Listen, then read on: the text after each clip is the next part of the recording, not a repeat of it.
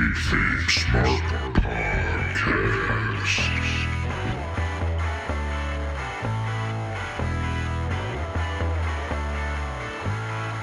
Welcome to the KayFabe Smark Podcast with Eric Todd and Brian Rompa, your smart mark source for news and opinions on the world of professional wrestling.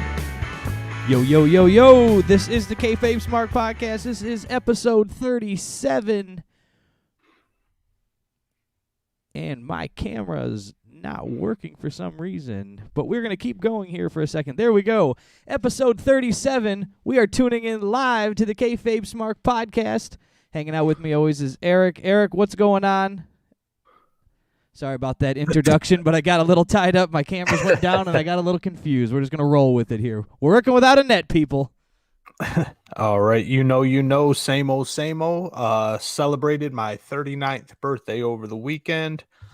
Went and saw my family, which I haven't seen. My mom, my brothers, and whatnot. Haven't seen them since November. So we got there's a pizza place, Detroit-based, Chicago-style deep dish called Pizzapopolis. We found a location closer to us. So there is no pizza like Chicago deep dish. There's a lot of New Yorkers that will fight me on that, but Chicago deep dish is where it's at, and Pizzapopolis in Detroit is definitely where it's at. There you go. Well, we'll get a little house cleaning out of the way now that I got the technicalities all cleaned up here. Make sure you guys head on over to all of our social media platforms. Hit us up on Facebook, hit us up on Instagram, and hit us up on YouTube, the KayFabe Smark. Join, like, and subscribe, and share, and be a part of all of that. The KayFabe Smark across the board on all social media platforms. And make sure you head on over to audibletrial.com/thekayfabesmark. Get yourself a free audiobook, free 30-day trial. Check it out. Help us out. Help you out. It's all good that way. And we are going to dive in today and talk about Royal Rumble, right? We're going to talk about the Royal Rumble 2021 going down. Just wrapped it all up. We have, and we're going to see what's going down, tear this thing apart. You got any news or anything before we get started there, Mr. E-Rock? No big news over here that I saw. Biggest news of the week in my world was the Royal Rumble. AEW put on the Beach Bash, the Beach Break. Beach Break. Yeah. And NXT did some shit that I didn't even bother watching. And so, yeah, I'm more than happy to just hop right into the Rumble. All right. Well, let's go ahead and start tearing it apart. I'll let you lead the dance here for a few moments while I get things situated. All right. For the pre-show, which I did not watch as expected, Shayna Baszler and Nia Jax defeated Charlotte Flair and Asuka, which shouldn't come to a surprise from anybody because that was kind of a mishmash, good bedfellows type tag team right there anyway. And Charlotte Flair is, I'm sure, just about to tear shit up as a singles competitor again. So she don't need those tag belts tying her down. No, and especially with Asuka still being the women's champion. So then she's dual strapping it, and it's just weird that way. That seems to never work out, in my opinion. But this does make sense to get that off of them and put it on an actual or a team that can be a tag team. That makes sense. Right. Other than that, we can hop right into the main show. We open up with a championship match. We open up with the champion, Drew McIntyre, taking on Goldberg. Yeah, man, I didn't know what to expect with this. I was 100% in that Goldberg was going to run away with this show and take it down, especially with them opening with it for some reason. But we'll talk about it as we roll on here.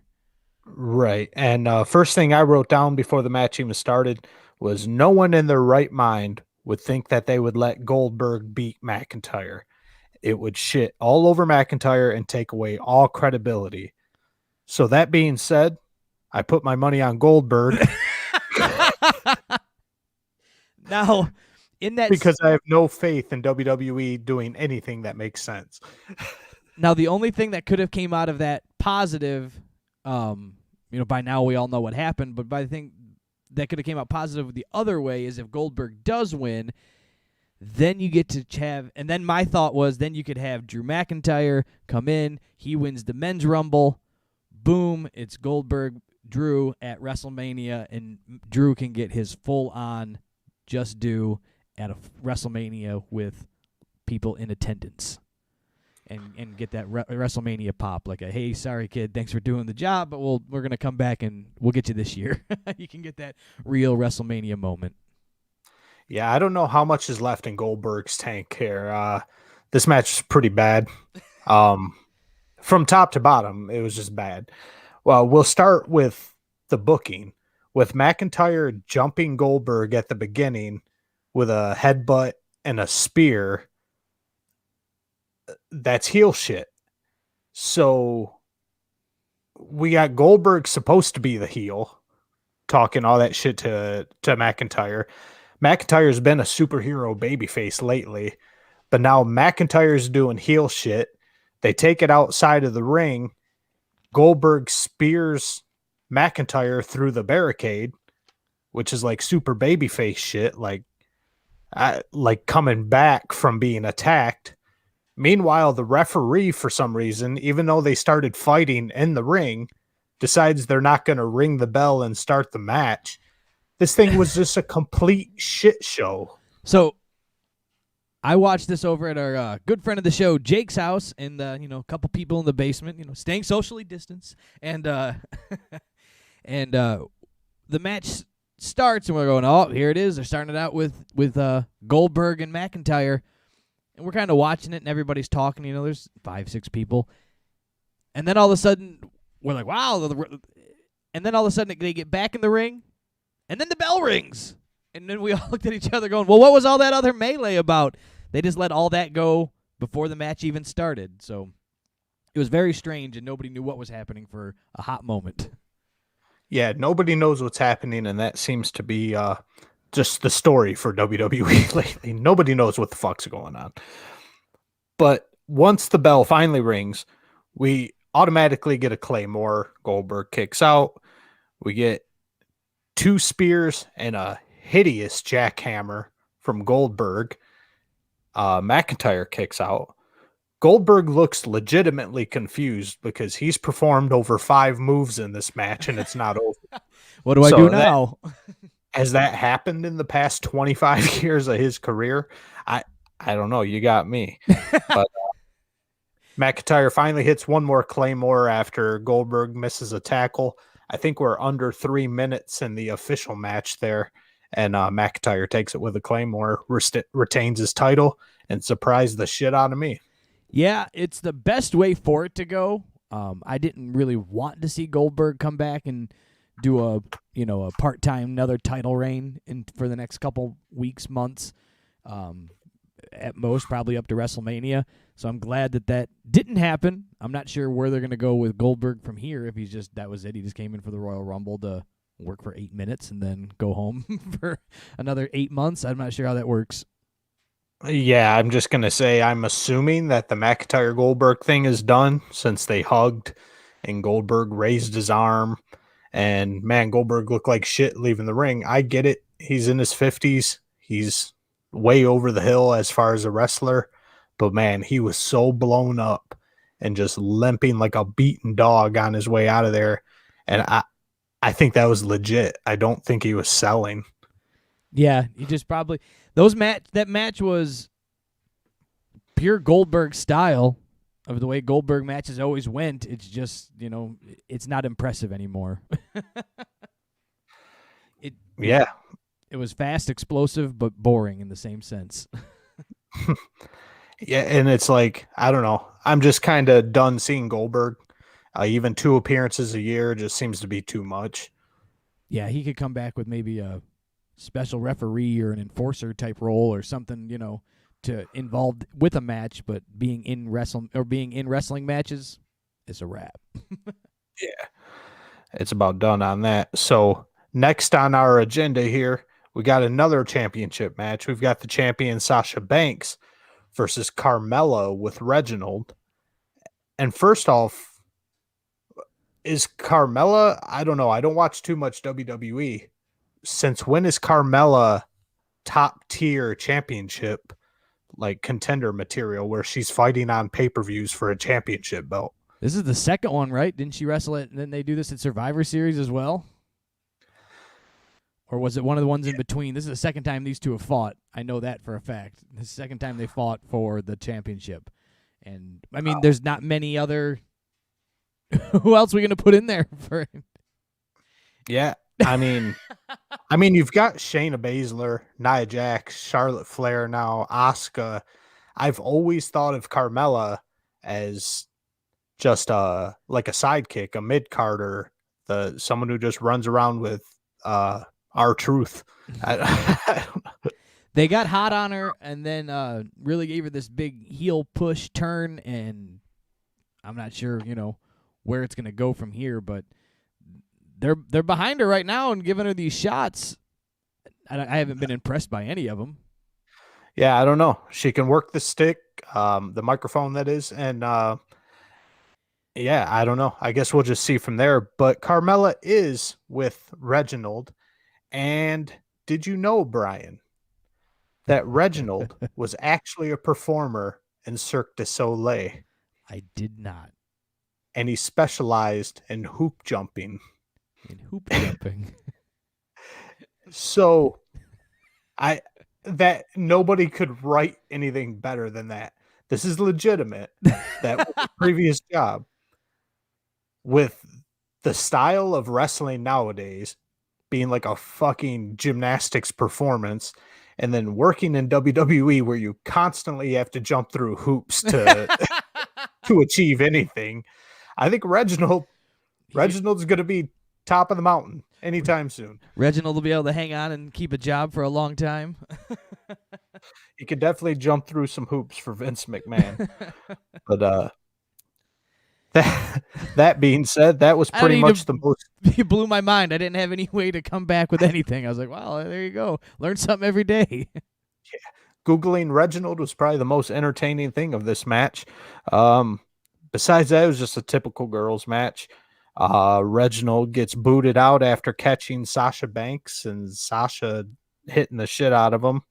And then right after that, you get Carmella doing the big tope swan tanacita through the ropes in a catch me spot, and Sasha said, I ain't catching you.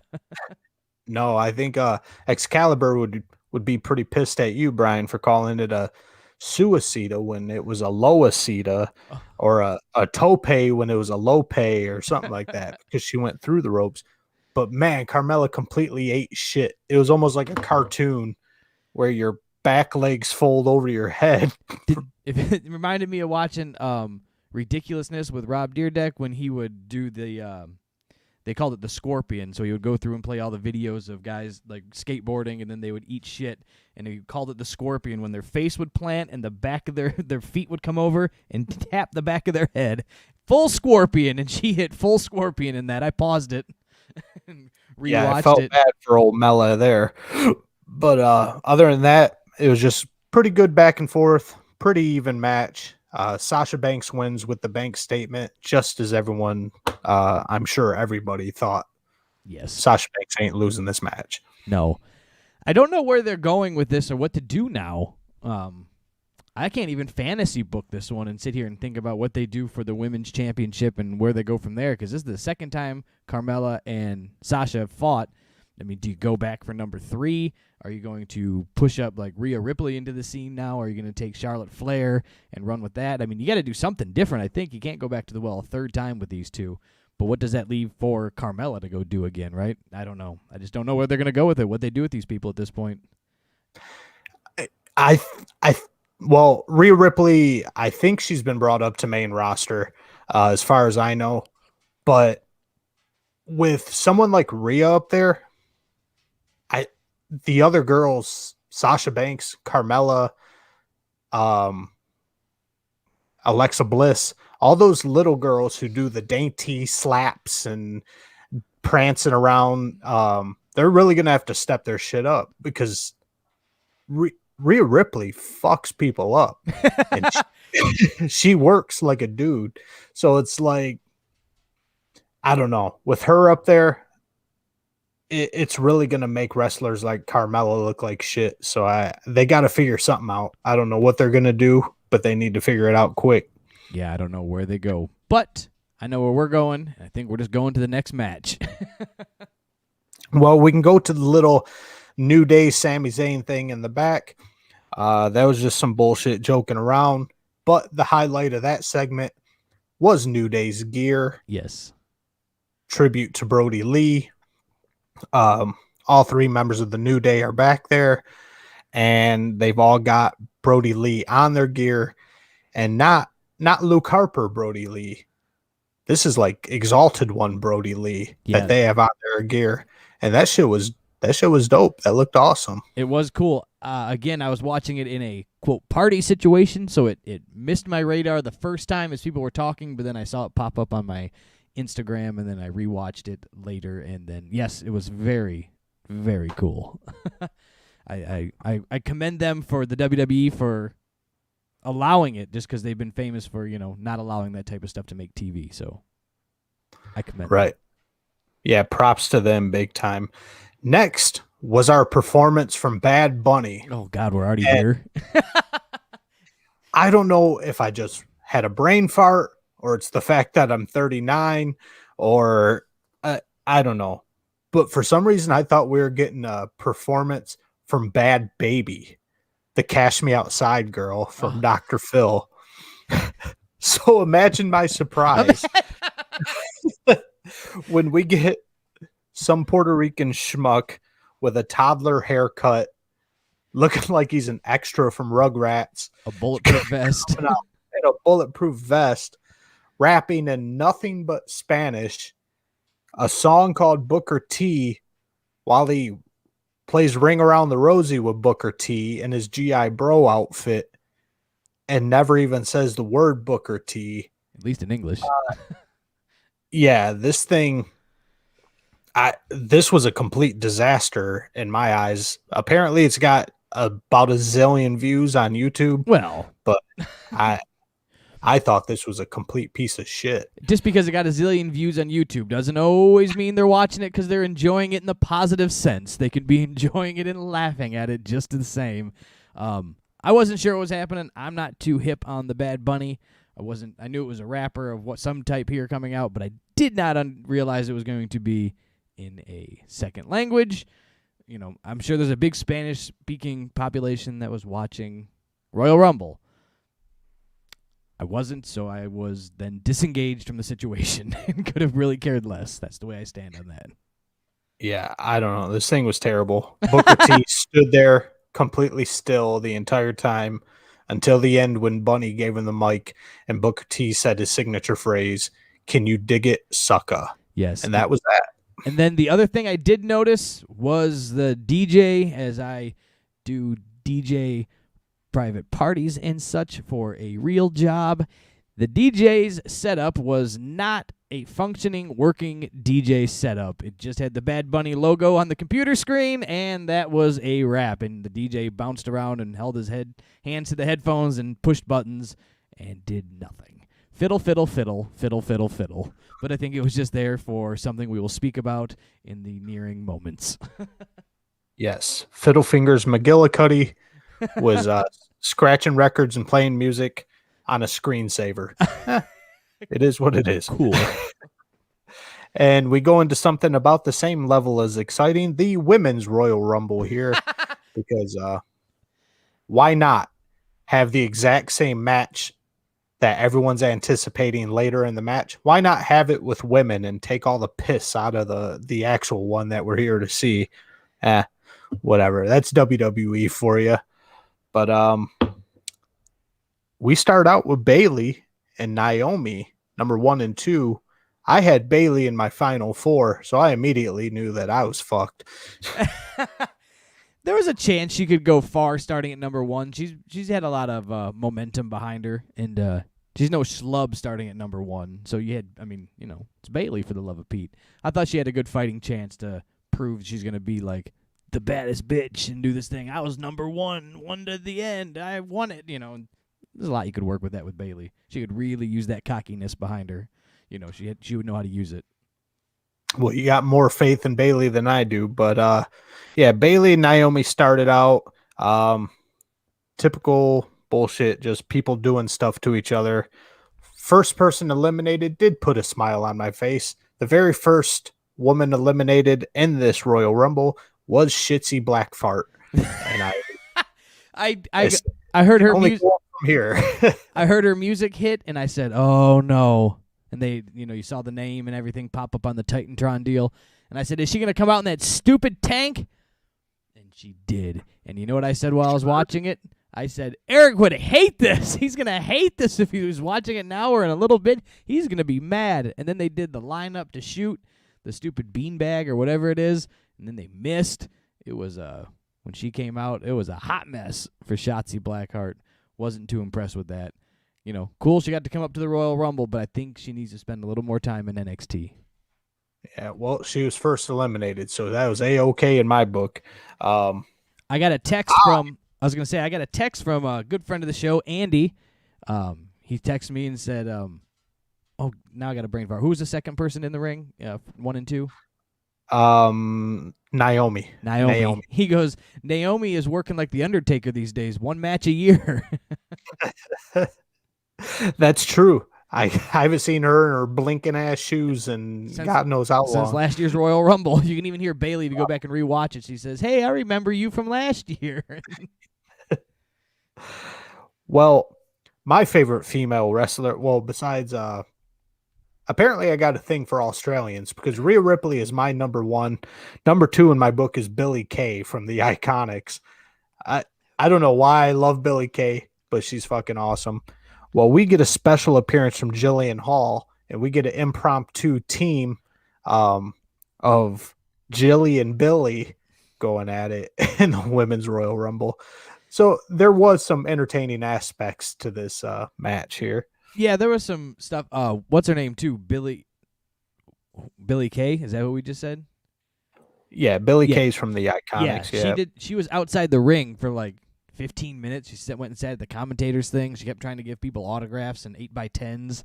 That's who Shotzi shot her beanbag at. So that was pretty funny watching her run around, and she's trying to pull like a Jerry Lawler, like never actually get in so you can be the longest in the Royal Rumble or try and win it that way. So it was a little entertaining, but starting out a little slow for the Women's Royal Rumble. Yeah. That was you can't write that. Yeah. Yeah. Pretty much you said it the way it is. But we get another surprise appearance from a WWE diva, a classic diva. Victoria comes in and couldn't help but notice WWE didn't want to pay that cheddar to use Tattoo's song All the Things She Said, which was Victoria's original theme song. They just play some old bullshit music. Victoria comes out with her robot knees, just as we remember her, and she fucked some shit up. Victoria tore it up. Yeah, these people that come out of retirement, if you will, it's got to feel weird, like coming out of retirement to come back to the ring in these very high-profile matches. So you know you're going to come out, and if you look like garbage, right, you know it's just going to hit the internet and just be a meme or be goofy. So I don't know. I don't know if sometimes you think you just need to stay away for a minute, but I don't know, man. Well, she did all right. And then we're going to jump up to the number 14 entrance here. We got Rhea Ripley coming in at number 14 and immediately just tears the house down. She is fucking everybody up, outshining everybody. And at this point, Rhea Ripley is my favorite to win. She's coming right in the middle of the pack. She's the baddest bitch out there, and she's tearing it up. And Tony Storm, Rhea Ripley sends Tony Storm packing right off the bat. I like Tony Storm too. She's been doing some shit in NXT, but Rhea Ripley says, you're out of here. You're out of here. I had faith that Rhea Ripley would go far into the match. I would have really loved for her to win the match. It would have been cool. I thought they were going to give her that kind of coveted Kane spot for the Women's Royal Rumble where she's just going to go in there and just like clean house, just eliminating everybody and hold some type of record going into next year's Women's Royal Rumble for the most eliminations held in one match, one Royal Rumble match. So she was just, because, she's going to go in there and be the kind of force to be reckoned with. That's the spot I thought she was going to get. Well, she did for the most part. She tore it up in there. Doesn't help that much though when number 15 is Charlotte Flair. So you got your top two female performers in the entire company coming in 14, 15. So even though they can feed off each other, they're going to take a little away from each other too. We get another surprise appearance from another classic diva, Tori Wilson. She actually looked good. She did very well too. Yeah. It makes you wonder if they're not wrestling when they can still move. It makes you wonder if they're not wrestling because of their choice, they've gone another way in life, or if Vince's just says, "We're done and I'll call you when I need you." Yeah, who knows? I'm sure Tori's doing okay. This whole Ric Flair, Charlotte Flair, Lacey Evans thing, this has been kind of entertaining to me. And that came to a head tonight, or I'm sorry, at the Royal Rumble also, when Ric Flair escorts Lacey Evans to the ring, and Lacey Evans is wearing Charlotte Flair's robe. And so, yeah, that brings some heat between them two.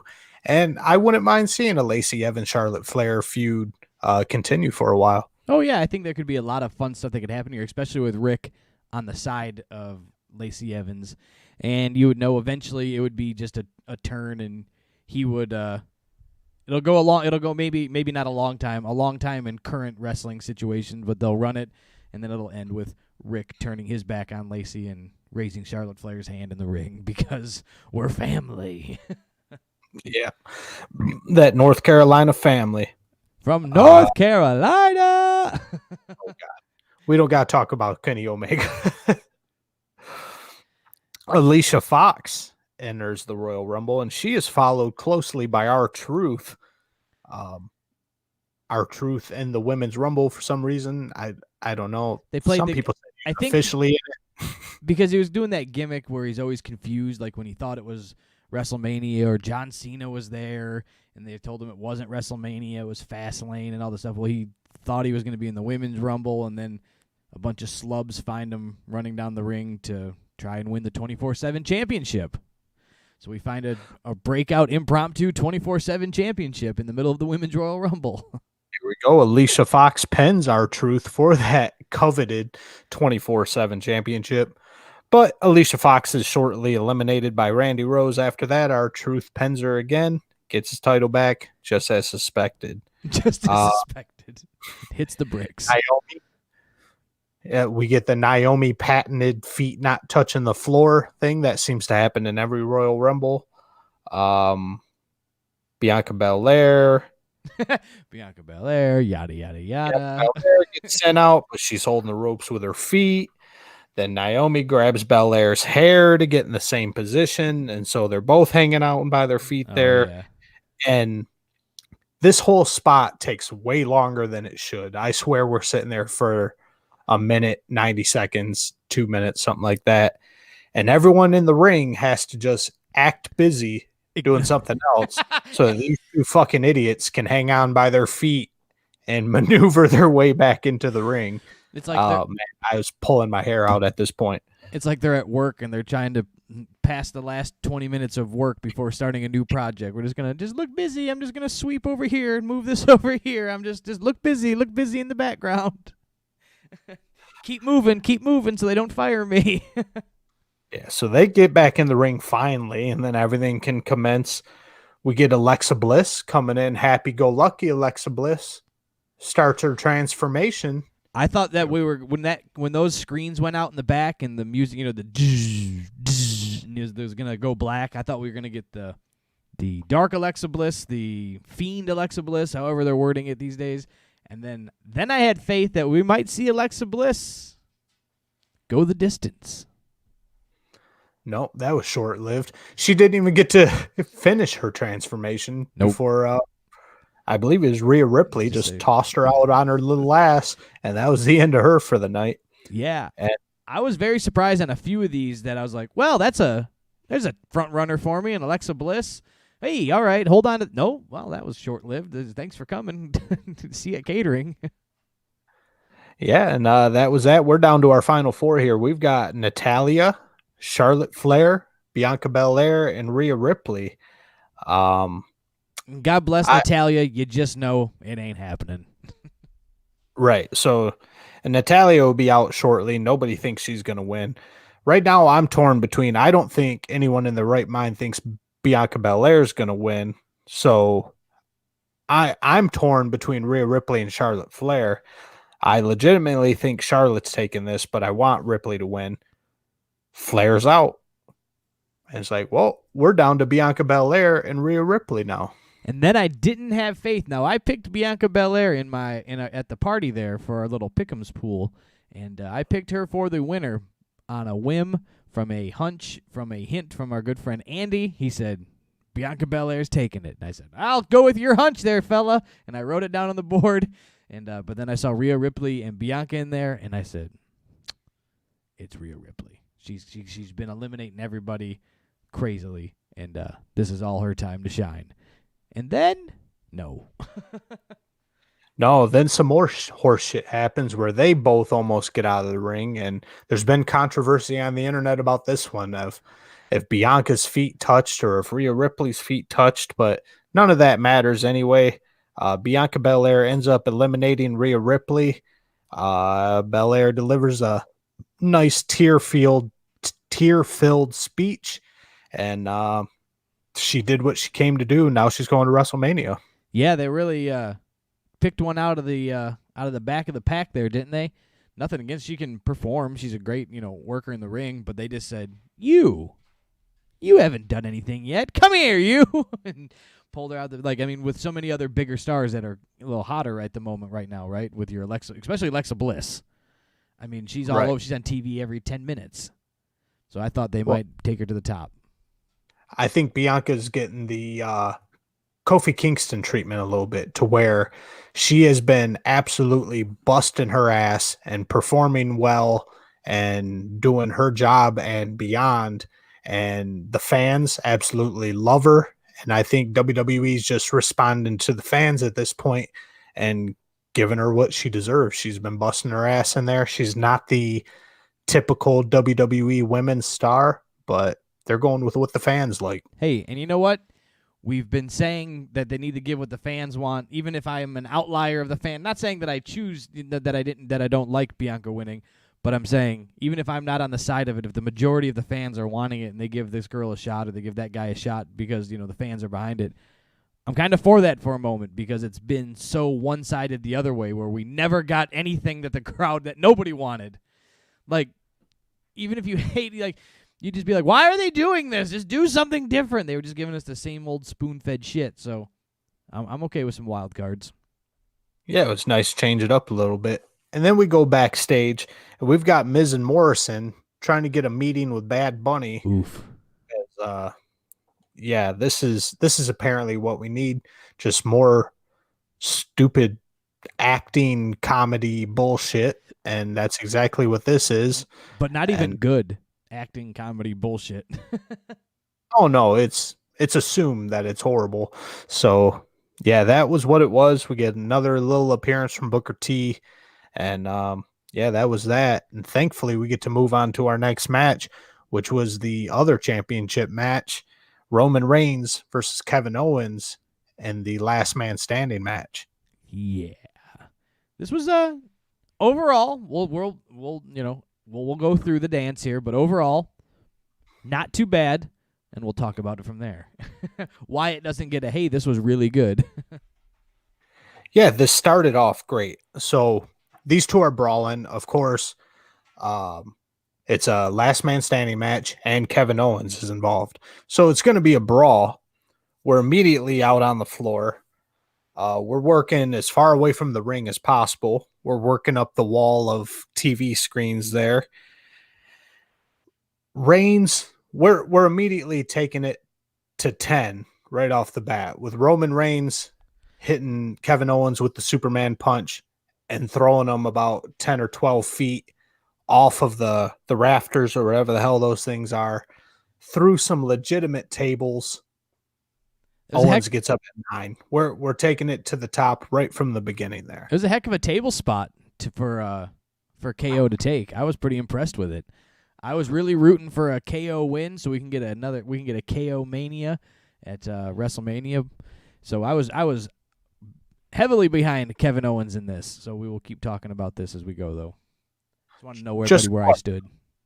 So, personally, you wanted KO to win, but did you put KO down on your pick'em board at your wrestling party? Oh, hell no. I'm not dumb. I know what I want and what's going to happen are two different things. Right. Just wanted to check on that. So, after Owens, which he takes retarded bumps every match. So at what point does it, lose its shininess? Well, at what point isn't it it's not special anymore? I still love that bump through the tables. He fell a good 10 feet and hit those tables. I still love that, but eventually it's going to wear off, don't you think? Or well, it's either going to wear off or he's going to get wore off himself and he's not going to have a hip. So one of the two is going to either people are going to stop caring or he's going to be able to stop walking. So he's got to probably space those out and time those a little more more spaced out there. But yeah, I get what you're saying. How many times can you go to the well and take? I guess I'm just getting to the point where when the match begins, you're all right. Where's KO going to take his spot this time? It's like having Shane O'Mac in a match. See, Shane McMahon isn't. You hear Shane McMahon's come back for one more match, and you go, "Well, what the fuck's he going to jump off of? He's going to jump across the ring, jump off of this, jump through that. He's going to do something bananas. So which one is it going to be? So yeah, at a Kevin Owens match, last man standing, where's he falling from, and what's he jumping through? And they take it above and beyond. We head backstage where we're in the other half of the arena here, and we've got a workout ring set up, and WWE throws a little fuck you over to AEW. I don't know if it was personal or if they just saw it on AEW a couple months ago and just thought, hey, that was a pretty good idea. Out of nowhere, here comes Roman Reigns going about 20 miles an hour on a golf cart and just blasts Kevin Owens. And Kevin Owens took that about the best way you could, just flat backed right through the windshield. Yeah. It looked a hell of a lot better than the AEW one where Sammy just jumped into the cart, basically. The glass, too, or the plexiglass, broke backwards, and it was like, wow, that almost went the wrong way because then, it almost took Roman out where KO gets pushed through, and it's like on an accident you're going to get Roman Reigns split with that plexiglass. I did see a funny post from Tommy Dreamer on Instagram where he was saying, quit arguing about who did the golf cart spot first, because I can guarantee you anybody who's arguing about who did what first, ECW did it first, and it was a picture of him running over somebody in a golf cart at an ECW show from 1994. So there you go. I guess it's settled. Tommy Dreamer did it first. But this motherfucker, Kevin Owens, takes a full-ass head-on collision from a golf cart up at 9. Up at 9. You got to take that full 9. And then when do we – all right, keep going here. I got a thing. I know you're going to speak about it, so let's go. I don't get no time off. Well, our next spot here is finally it's Roman Reigns' turn to take a spot. Owens hits him with that pop-up power bomb onto the announce table that's set up back there. The announce table doesn't break. And those are the worst bumps to take, man. When that announce table doesn't give, God, I feel bad for them at that point. Yeah, it's like a cardboard box puzzle that's put together, 3D puzzle to fall down as soon as somebody leans on it too hard, and then they take a bump, 300-pound guy, and it don't move. So Kevin Owens goes ahead and takes care of that table real quick by splashing Reigns through that motherfucker. Reigns up at 9. These guys are like Terminators at this point. So we get Roman Reigns onto another table, and Kevin Owens looking around, and what does he find? A forklift. A forklift. Why not? This is the spot that I was going to speak about, but I didn't want to jump too fast. I couldn't remember exactly where we're at. I was yelling and going, don't do a forklift spot. They never work out. They always look terrible. And they went for it, and I didn't care for this. I didn't think it was too bad. And normally this would be the spot where I chime in that these guys are professional wrestlers. how do they all of a sudden know how to work a forklift? I was But yelling. I was yelling that at the party. Kevin Owens, you look at Kevin Owens in his basketball shorts and cutoff t-shirt and beer belly, and he just looks like a guy who'd be working at a warehouse operating a forklift. So for him, I buy it. I was yelling, is he certified? He's not forklift certified. He can't use that. I was happy, though, so I was really not mad. You know, it doesn't affect my life here, but I was yelling at the TV going, don't do the forklift spot. They never work out. And I go, you're not going to remember how to start it. And then he's in there, and he's fiddle-farting with him. So the thing I hate about forklift spots are the timing with it. Like, Roman Reigns was laying on the table the entire time, right? Waiting for Kevin Owens to lift up the forklift, figure out how to start it, lift it up, and then I thought he was going to drive it. And then when I realized he wasn't going to drive it, then I was a little bit more okay with the spot. But my question is, why wasn't the referee counting the entire time that Roman Reigns was laying down that it took Kevin Owens to figure out how to start a forklift, raise it up as high as it would go, scale up the side of it, and then do the swanton? But then he counted after that. Yeah, I don't know. Maybe apparently your feet have to be touching the floor to be considered laying down. You can't be elevated. You can't. As we find out later, the referees have no idea what the fuck they're doing in this match. So you can just put this referee with the rest of them that has no idea how this match works. We will put this at number 1 of screw-ups. Yeah, so we get the forklift spot. And actually it did, besides the timing of it, it looked pretty good. That was a nice swanton from old KO putting Reigns through those tables. It should have just already been up. Just have it up. Why does Kevin Owens have to start it and lift it? You know, that's all I'm saying. The jump off of it was cool. It's the setup for it that never works. So the swanton was nice. Again, Roman Reigns up at 9. What do you expect? At this point, we're going to go ahead and head back towards the Thunderdome. And I just couldn't help but notice that for some reason, Miz left his Money in the Bank briefcase back there, just hanging out on a table in the workout area. Sick of carrying it around. So that's just chilling there. But so they're back in the Thunderdome. So what you learned from that is that Miz was not going to come cash in on Roman Reigns because he didn't have his briefcase. He was not with his briefcase. He was not going to have a run-in. It was ruined. The Miz wasn't going to cash in the Money in the Bank. Nope. Anyone who had their money on that on a side bet in Vegas, they knew right away they weren't cashing in. But so Roman Reigns spears Kevin Owens through the LED sign.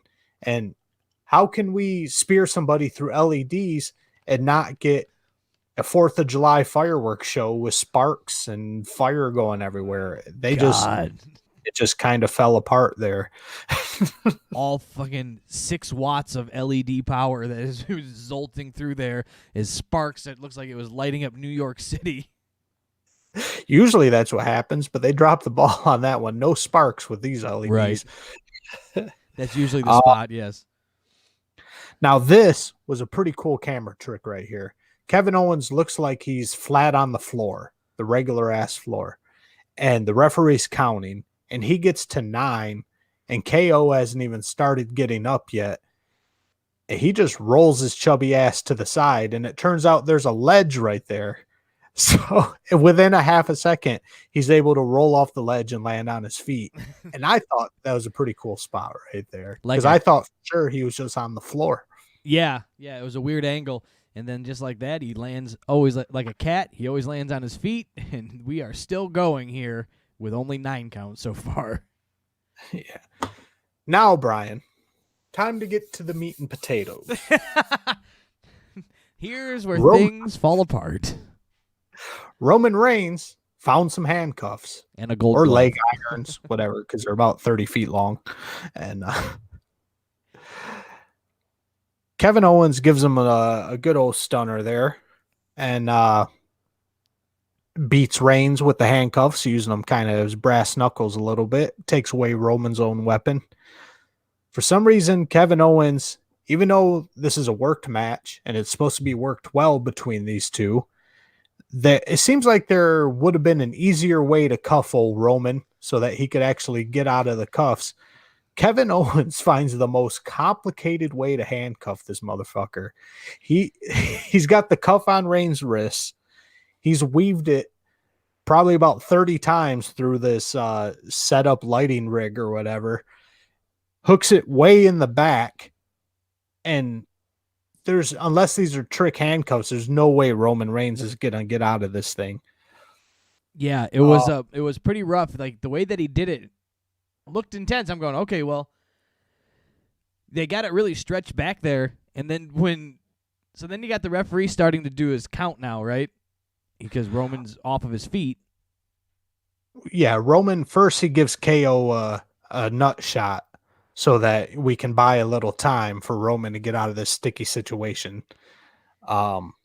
Roman obviously can't get up here. He is basically connected to the floor at this point. The referee gets up to 9. Roman grabs him by the shirt, swings him into another lighting rig or some sort of apparatus, and knocks out this referee. And this is where we get Paul Heyman to come in and just make the situation worse. Oh, barely do we get Paul Heyman, where you get Roman Reigns fiddling with his handcuffs. He's fiddling as much as the DJ from Bad Bunny was, is fiddle, fiddle, fiddle. And then he looks at Paul and says something. You can't make it out. And then Paul runs over there to help him out. Now, if Paul Heyman had the key the entire time, this is a no DQ match. KayFabe or not, whatever, however you want to roll with this. If this was, he just looked at him and he was like, hey, come on, get me out of this thing. And then he runs over there, and then you have Paul Heyman. I love Paul Heyman. I'm a Paul Heyman guy, but Paul Heyman isn't in the most physically fit shape. So Paul Heyman and he's in a suit, has a hard time getting down on the ground and getting in an angle that he can reach in and get these handcuffs off of Roman Reigns. And I think if you may have had somebody that, didn't have a big belly in front of him and is wearing a 4-piece suit, you might be able to work it a little better, and his mobility would have been able to reach. But he couldn't get it off of his hand. He couldn't get it off of the spot that was stretched through the lighting trussing. He couldn't get it off of nothing. They were having a hell of a time. Yeah, and apparently the fact that Paul Heyman looks like a freshly baked honey baked ham here at this point, the referee doesn't notice that. He thinks old Heyman's a contortionist, because as soon as Heyman comes out with the key, we get a new referee starting the count. Like that. By the time the referee gets to 5, we are nowhere near getting Reigns out of these cuffs. The referee gets a deer in headlights look on his face and just stops counting. He points to Roman. If you go back and rewatch it, he points to Roman like he's up and makes the sign. He goes, did one of those. On his ass. It's clearly sitting down Indian style, crisscross applesauce, and try not to offend anybody here, but just sitting there on the ground, just waiting and waiting, like a kid at a picnic. And the referee's like, nope, he's up. And then the camera cuts right off of him, and you see Kevin Owens kind of stumbling around the back. And then when they come back, you notice Roman now in a kneeling position, and that is when Corey Graves makes a statement. Well, it looks like Roman's feet are planted on the floor. We're counting that as an upright position. Oh, man. The struggle in trying to explain this botch away was just, it was golden. It was just complete horse shit. And it just was so bad. You weren't buying anything they said. Roman wasn't on his feet. The referee looked like he shit his pants. Just the camera work. Kevin Owens is selling this nut shot. Now remember, he's been thrown off a 12-foot platform here through 2 tables. He's been hit by a golf cart. He's been put through some more tables. He's jumped off of a forklift. He's been put through LED signs, but this nut shot has kept him down on the ground, writhing in pain for well over 2 minutes at this point. Yes, and the referee didn't start counting him either. So maybe, I don't know. Yeah, this fell apart quickly. And this is why this match went from good to... And it's weird how just one fuck up, albeit a humongous fuck up, can ruin the whole match, because I legitimately enjoyed this match until the handcuff spot. And then at that point, I just lost. All the air went out of my sails. It was just like, this is a pile of shit. They could have just gave it to Kevin Owens. They should have just called an audible and said, count him out. We'll fix it on Friday. Like, you can just, just have another match. They're going to have a pay-per-view in about 12 minutes. They're probably going to have another pay-per-view pop up. So why not have that? Or they could Friday night SmackDown, Monday night at Raw. They could just redo this and get it out of the way. So they should have just called an audible in the ref's ear, and Vince should have just said, count him. Fuck it. Count him. It's over. We look stupid. But the rule's always been in a regular match, if the guy's shoulders are touching the mat, count. If he's too dumb to lift up his shoulders, we're going to have to figure it out on the fly. Count. And they just got the 6 and then stood there, and they're like, they could have had Paul Turner come do this one. He doesn't count for anything. Right. Turner's an idiot. Turner's an idiot. Soundboard. But yeah, after this abortion, it's time to move on to the Men's Royal Rumble. Well, I mean, we get him out, right? Roman Reigns gets out, hits him with the chokehold, and wins the match, right? I'm sorry. I must have completely checked out. I do have it written down here, but yeah, Roman Reigns, after he finally gets out of those handcuffs, just a rear naked choke. Kevin Owens is out again, and that's it. Roman Reigns retains. It started out with such fireworks and ended with bottle rockets. And that's the only way I can describe that. Yeah, that's about it. Yeah, so we can move on to the next match now, because this was very good until the end, and it sucked big weenie. What's next? So we move on to our main event of the evening here, the Men's Royal Rumble. Oh, yeah. And, yeah. And we get the 1 and 2 number entrants were announced pre-show sometime in there that we were getting Edge and Randy Orton. And I was okay with that. I've been very impressed with Edge since his return. I'm glad he's coming back and doing shit right. And Randy Orton, I've been a fan of RKO for forever, as well as you have, I'm sure. Oh, yeah. I was definitely digging Edge. I was always an Edge fan. Was an RKO fan after that, but yeah, always an Edge fan. Edge was my guy for the longest time. He was my underdog pick. Like back in the day, we all had our everybody was a fan of The Rock or Shawn Michaels, Mankind, all that jazz. But then you always had your mid-card favorites, and mine was Edge all the way. Mine was Edge. I was like, I love this guy. He's going all the way. Everybody hated on me for a while, but I've been an Edge-a-maniac for a minute. Well, Edge-a-Rooney and Randy Orton waste no time taking the Royal Rumble outside of the ring and brawling out on the Edge area there, working their way over to the announce table where Edge DDTs Randy Orton onto the announce table, and once again, it doesn't break. They reinforced these bad boys. WWE used some straight up American-made redwood forest ass announce tables this time, because these motherfuckers are not breaking. They did not. So yeah, I felt bad for Randy at that point. Yeah, this spot had me sold. Randy is good, and I thought that Randy was hurt. Now, Edge takes it up a notch and whacks Randy on the knee with a chair, and you that's part of the show. That's kayfabe right there. And Randy slowly but surely being helped to the back by the medical staff here. And now this is where WWE just can't leave shit alone.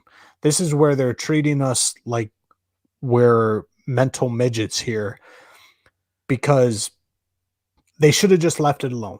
This guy's, oh man, look at Orton. He blew his knee out. He's hurt. He's legitimately hurt. We're just going to have to move on from here, folks, and leave it at that. But they just keep mentioning over and over again that Orton is not eliminated. Oh, he's hurt. He's getting help to the back. Remember, he's not eliminated. He's not eliminated. Yeah, we get it, dude. Hey, Brian. Hey, Brian. He's not eliminated. Please make sure I realize that. Wow. So we know he's coming back at some point. So I was irritated at that because they took away any suspension of disbelief here, where we thought maybe Randy is out of this match. Maybe he really did blow his knee out. Yeah, the way that he slightly sold it for me, just the way that he was punching he's ripping his tape off his wrist wrap. He's ripping the tape off of his wrist, and he punches the wall, and he's like, damn it, and he had a little curse or something, something light, and he's going, wow, maybe he is hurt. But then you got the commentators that jam it down your throat that, don't forget, he's never been eliminated, and you're going, why don't you just say, hey, guys, in about 45 minutes, he'll be back. Yeah, he'll be back to fuck shit up here. Just say it right off the bat. But moving on, Randy finally off to the back. We'll forget about him for a while, and we start getting some special appearances. Our first special appearance of the Men's Royal Rumble is Carlito. Carlito looks fantastic. Yeah, I've been following Carlito on social media for a little bit, and him and I forget the other guy's name now, but they're big body guys. Chris Masters. Sorry, I had a brain fart. They went and got super fit, those guys traveling. So Chris Masters tweeted out or Instagrammed out, he's like, look at Carlito, the body guy now. And he was all jacked to the gills. I hope Carlito gets to stick around. It appears he's going to be, as he made an appearance on Monday following Royal Rumble. So it looks like we shall get to see a little bit more Carlito. So I was a Carlito fan back in the day. So hopefully he stays around for a little bit and does some fun stuff again. Yeah, from what I hear, he's kind of on a little trial run with WWE to see if he's worth it to keep around, and that'll be a nice little bonus to WWE shows. A little Carlito, little apple spitting. But back to this match, Carlito gets in the ring and he's just handing out backstabbers left and right. That's his thing, man. If he ain't a spitting an apple at you, he's hitting you with a backstabber. That's about it. Yeah, I was excited to see some of the special appearances in this Royal Rumble. So we had a couple other guys surprise us as we moved through this. So I like the surprises this year, because a lot of times with the surprises you go, like, the surprise isn't gonna win. Like even a real Mark watching this goes, well, that guy's not gonna win. But at least they were fun watching it. Sometimes they get these fill-ins or these one-nighters, and you go, oh, that was boring. Like, I'm a Kevin Nash fan, but when they had him come back as Diesel, it was just like a in and out, right? You're like, going, all that work, all that Diesel, the music, the entrance, the whole thing, and he walked in and walked out the other side. Like, what was the point of that? At least with this year, they had him hang around a little bit and put on a match. Yeah, for sure. Now, rewinding back a little bit to the DJ equipment here, for some reason, halfway through this Royal Rumble, the DJ equipment is still set up on the stage, and we find out why when Miz makes his appearance and destroys all Bad Bunny's DJ equipment on his way to the ring. Ooh, he's so bad. So all that means is somebody's going to interfere in this match. Right. So Miz is mad that Bad Bunny won't collab with him to rap, and because that's pretty believable there. And Bad Bunny is a little angry that Miz destroyed his shit. He comes out and he's talking shit to the Miz. Miz and Morrison are distracted, and Damian Priest eliminates both Miz and Morrison. And then, Brian, Bad Bunny gets to live his boyhood dream. Yes. He gets to climb up the ropes and give a cross body, and he did a hell of a better job jumping off the ropes than Snoop Dogg did. Snoop Froggy Frog there. So, yeah, Bad Bunny still looked a little awkward, but he came off with the catch me spot crossbody on Miz and Morrison, and that was that. Old Bunny got to make his appearance. And quote of the night right here, Michael Cole. Are you kidding me? I've heard of flying squirrels, but flying bunnies? Now, I'm not going to give him all the shit for saying that. I mean, he said it. He has to say it, because I'm assuming that was fed to him. Yeah, I think Vince was in his earpiece on that one. Well, let's half a step back here, because you said Damian Priest gave the elimination right, to Miz and Morrison there. Yeah, that's right. What did you think about Damian Priest making the old step up to the main roster show here? Do you think he's going to hang around? Think he's moving on from NXT and moving on to greener pastures? I think he is permanently in the main roster now. I also think it was a bit premature. He was or is a star in NXT, but he's not the megastar of NXT, meaning that I feel that moving him up at this point, he's just going to get lost in the sauce. He's just going to get mixed in right in the middle of the mid-card guys. And unfortunately, I don't see Priest doing anything big anytime soon. Right. Maybe we'll look at him for next year's Royal Rumble. I was really liking his work in NXT. I liked everything that was happening with his character down there and involved with that. And then now moving on, there's just so many people on the main roster. But then I just think back, like, now what's going to be on NXT? Do they have a new crop of people that they're going to start bringing in to reintroduce? Because if we're going to start losing these guys, they got to have something on the other side of it to tune in to watch. Yeah, who knows? NXT's been a pretty rough watch lately. Their ratings have been slipping big time. So hopefully they've got some cream of the crop rising to the top here pretty soon, to keep that show entertaining. Yeah, it just seems weird to take your guys that are building the show and then move them off of it and then build new guys. Like, why not keep running this as a brand? I thought that was the point of this third brand. You're in the third brand. That's what it is. Just be NXT and then just run with that and just be the guys and just make it what it is. But they keep moving guys around and keep pulling them up and pushing them back down. It's not really a brand. It's still the farm club. Yeah, the developmental, the OVW, if you will. Yeah. Oh, I will. But so Daniel Bryan's putzing around here too in this match, and Bryan's the favorite amongst the Vegas odds and a lot of people online to win this thing. And we get a nice little reunion for Daniel Bryan with our next special appearance from old Kane Rooney. Mayor of Knoxville, with him and his beer belly these days. Yeah, he's got his beer belly and his wig. He is all caned up at this point. And him and Bryan share a nice hug. It's the reunion of Team Hell No. And Kane immediately chokeslams Daniel Bryan after the reunion. Boom, yeah. I had high hopes for Daniel Bryan. I put him in my top 4, and I actually, for this, selected him to win. So just because I didn't know. I had really no clue where they were going with this, to be honest with you. I was like, well, Daniel Bryan's got a shot. He's been kind of getting the rub these days, so I went with him for a long shot. Yeah, so Kane does some damage as usual.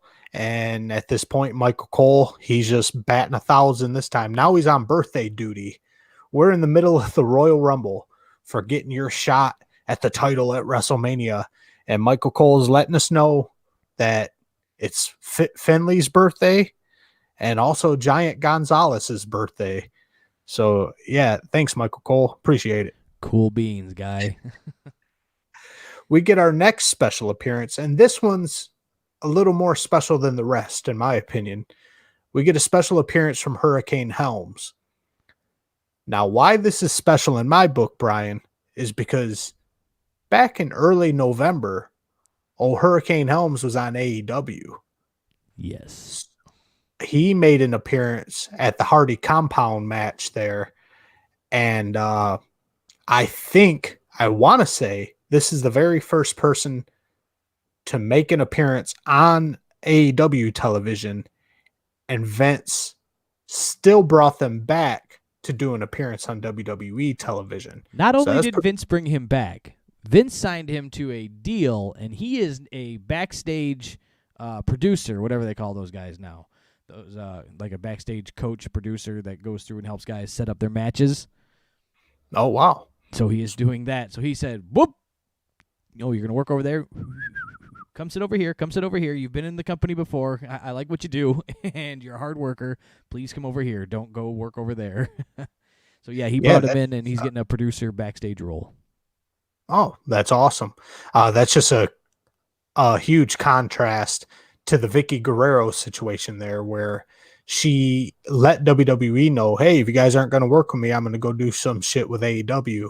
And they said, if you go on AEW, you ain't ever coming back to us. But that's Vicky Guerrero. But yeah, so you got to also go with the person too, right? Who is it? And what do they? Oh, so Vicky Guerrero's going to go over there, and if you go over there, you can't come back. And she went, and they go, well, that's cool. Now we don't have to never have her on TV. So now when we don't answer her call, we can just say it's AEW's fault. Right. But old Hurricane gets a deal, and we get our next special appearance. And I was pretty pumped about this one too. Christian Cage. All my peeps. We get our reunion of Edge and Christian, and this was the heartfelt moment of the night right here, man. This had me choked up. My Adam's apple was moving a little bit when we got to see Edge and Christian share that glance, that loving glance between these two, and give that big old hug. Yeah, this was pretty cool, except for, again, Michael Cole screws it up, and he goes, look, it's Edge. Or not Edge. Look, it's Christian. Like, doesn't make an announcement. Isn't like, we haven't seen Christian in a WWE ring in 12 years. And blah, blah, blah. He just goes, and our number 22 position is Christian. Cool. Yep. Way to sell it for the guy. Comes back after a huge neck injury. His best friend's in the ring back after a huge neck injury. You know, these guys came up through the ranks together, and you get nothing. Just And at this point, if you take Orton out of the equation, because we know he's coming back, this is our first Final Four here. We've got Edge and Christian together in the Final Four of the Royal Rumble with Seth Rollins and Braun Strowman. And this is an exciting situation. Oh, Michael Cole just basically poops on it at that point. Yeah. But it's short-lived because Christian and Braun Strowman get eliminated at the same time. Strowman came in at number 30. I didn't think he was going to get eliminated so quick. I almost thought he was just going to take it at that point, that they were going to let this big gorilla get another push. It's all about the push. I thought, Vince loves the big guys too, so I thought maybe he was going to run with it as well. Really, anybody in the ring at that moment, nothing against Christian, except for Christian. I didn't have faith. I had faith in winning it. Christian just had, it's the first time he's been in the ring for a while. I didn't see him coming back out of a retirement and then winning it like that. But anything could happen. It's WWE. But I had at least Seth, Braun, Edge. I was like, well, anything's kind of possible with these guys right now. Right. And then Seth, the Friday Night Messiah there, gets eliminated. And that's when RKO comes back. Dun, dun, dun, Randy dun. Orton comes back. So our Final Four was actually Christian, Seth Rollins, RKO, and Edge. RKO is almost instantly eliminated, and Edge wins. And I couldn't have been any happier to see that.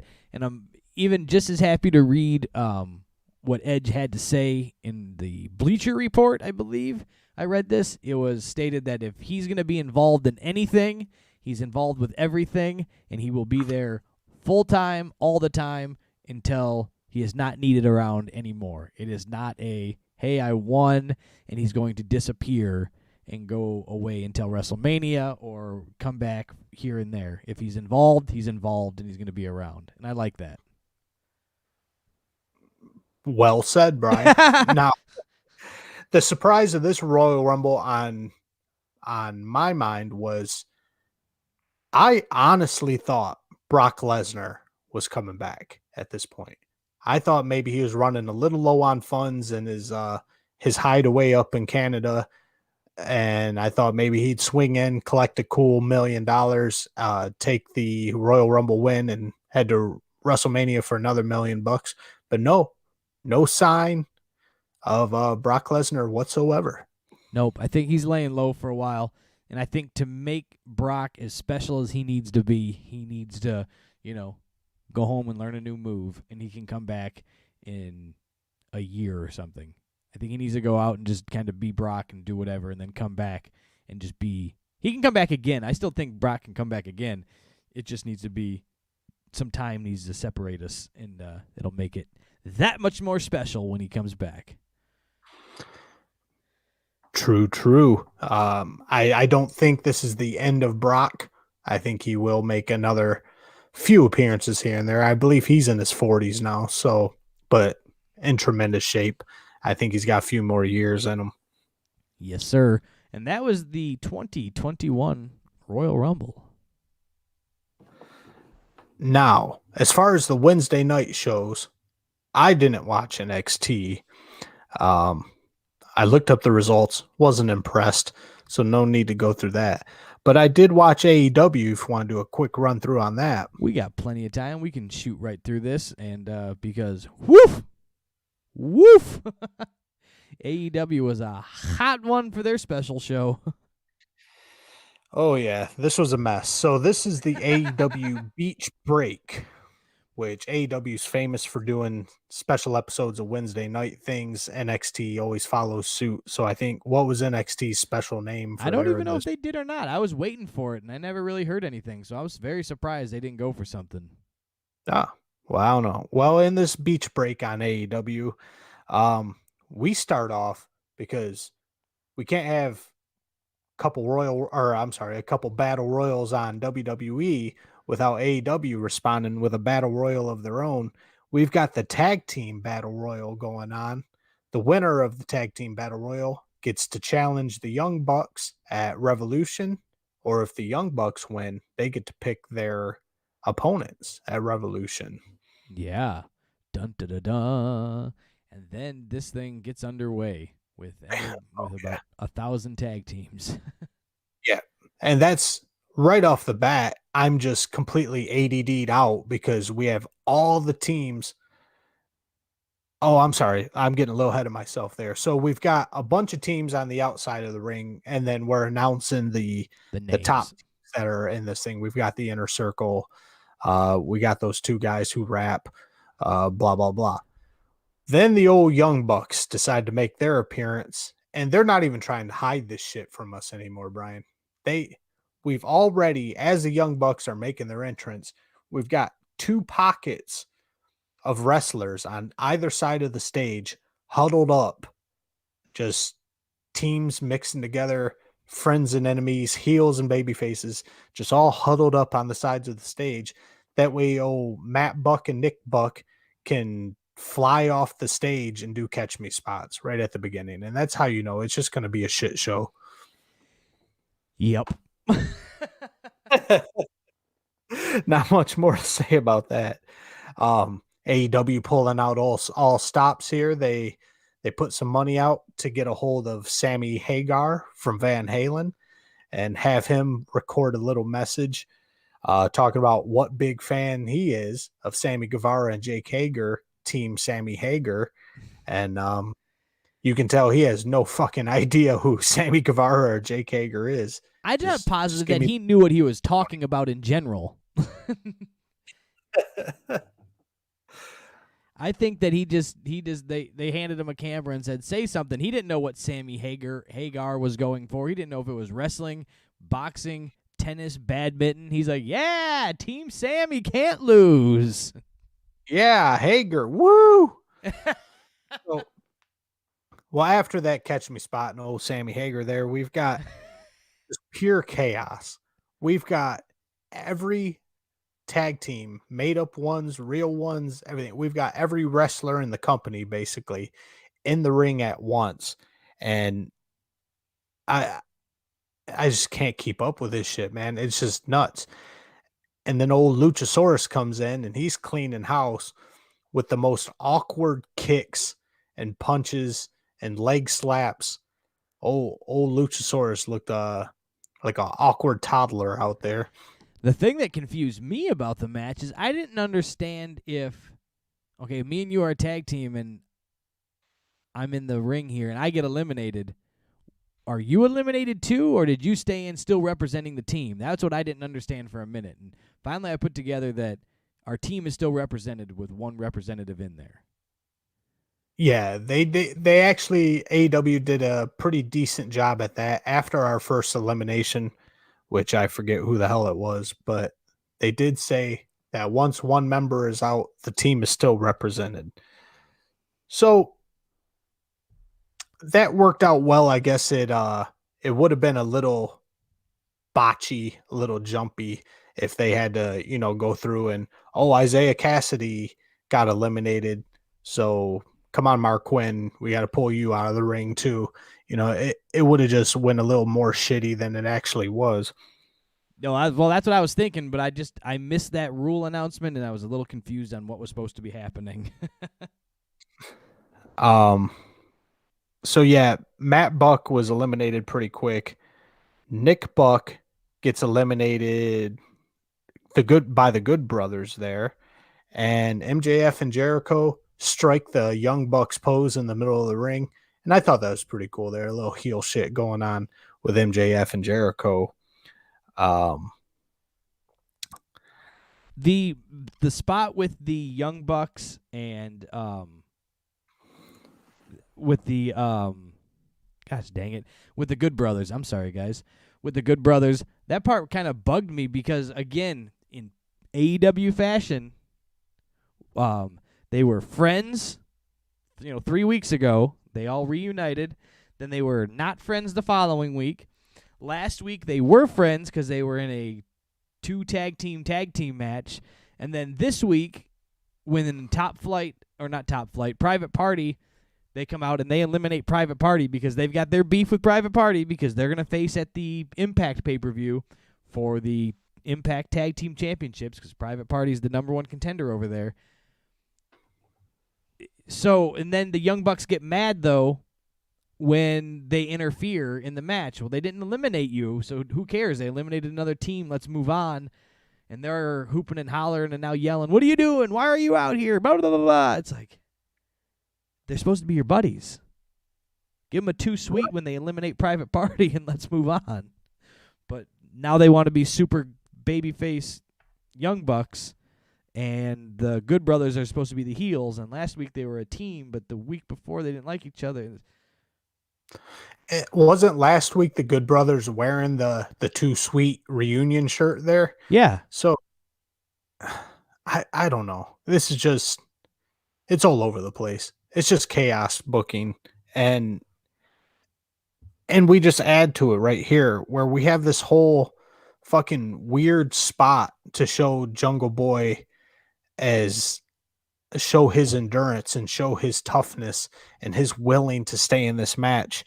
Old Jungle Boy is just about eliminated, and we've got all 3 remaining members of the Inner Circle, that being Sammy Guevara, Chris Jericho, and MJF, all trying to finish Jungle Boy off and kick him off the ring apron. And Jungle Boy endures. Jungle Boy, he gets out of this sticky situation and slides back under the rope, and he's back in the match. 30 seconds later, he's out right over the top rope. So the whole point of that thing was just why? It's just ridiculous. Why is the question of the night. Why? Correct. This was just too much chaos for me. I'll usually play devil, the opposite of devil's advocate, and Eric will tear me apart on the AEW, and I'll try to fight for him and defend. And he's been wearing me down, folks. He's been wearing me down. I'm joining the dark side. I get just as irritated with some of these things, and I can't even defend it anymore. It's like he's I don't know. I don't know why they did that. Why waste the time and do that spot? It's just like everybody just has to get their shit in. Oh, we have to make Jungle Boy look tough, and then we're going to toss him out of the ring 2 seconds later. Jungle Boy, we're going to make you look tough tonight. Am I going to win? No, you're not going to win. But you're going to look really good for about 30 seconds. Right. And then we got to raise the tension a little bit in the Inner Circle there with Jericho inadvertently knocking Sammy Guevara out of the match. So I think everybody saw that one coming. That didn't surprise anybody. And so, yeah, Sammy's a little pissed at this point. Now we're down to our final 2. MJF got eliminated somewhere in there. And Jericho and Darius of Top Flight are our final 2 competitors in this ring. And there's another thing that doesn't make sense. Why would we have Top Flight as the other possible winner of this match? Yeah. Well, It, I can't defend that either because that was a little wacky there.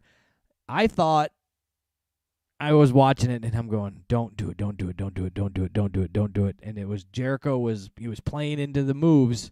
He was playing the moves. He was standing there for it was like the longest setup for a drop kick, and Jericho's doing like the wobbliest, like, oh, I can't move. And he takes a drop kick to the chest, and I'm going, you gotta be kidding me. He's gonna not win this? After all this to be the tag team, to represent the inner circle and the whole thing, he's not going to win this? And then finally it turned around and he won it. So God bless, at least that happened. and he wins with the Judas effect of all things. Somehow finds a way to get his shit in, get the Judas effect on Darius there. Darius is eliminated. Chris Jericho wins. So Jericho and MJF will challenge the Young Bucks at Revolution. Yeah, I thought it would have been cooler to have the Young Bucks win and pick their opponent and then go from there, because it could have had very interesting ways to work that angle and drag it out for a while too. So you're tuning in weekly leading up to Revolution going, did they pick this week? Are they going to pick next week? And having them tease it and this and that. But now you just know, and that's it. Now we wait. Now we wait, and we'll see if there's any tension there, because up to this point, I don't think MJF and Jericho have been interacting with the Young Bucks at all. So I think it's just going to be we'll see him at Revolution, whatever. Yeah. It's only a month away. Who cares? And it's a Sunday this time. This is the first AEW pay-per-view that's now moved to a Sunday off of Saturdays. So, just useless fact for you there. I imagine nothing's going on in the WWE world at that point. I would assume as much as well. And coming off that bumblefuck of a match there, we go right into a Jade Cargill workout package that looks like an infomercial for gym equipment. But I mean, say what you want about Cargill, she sucks on the mic. She probably doesn't know her head from her asshole when it comes to wrestling, but working out, chick looks tough, man. She's fucking cut. Oh yeah, she's lean and mean, but let's see if she can get in the ring and do anything that's entertaining, because we know she can't talk.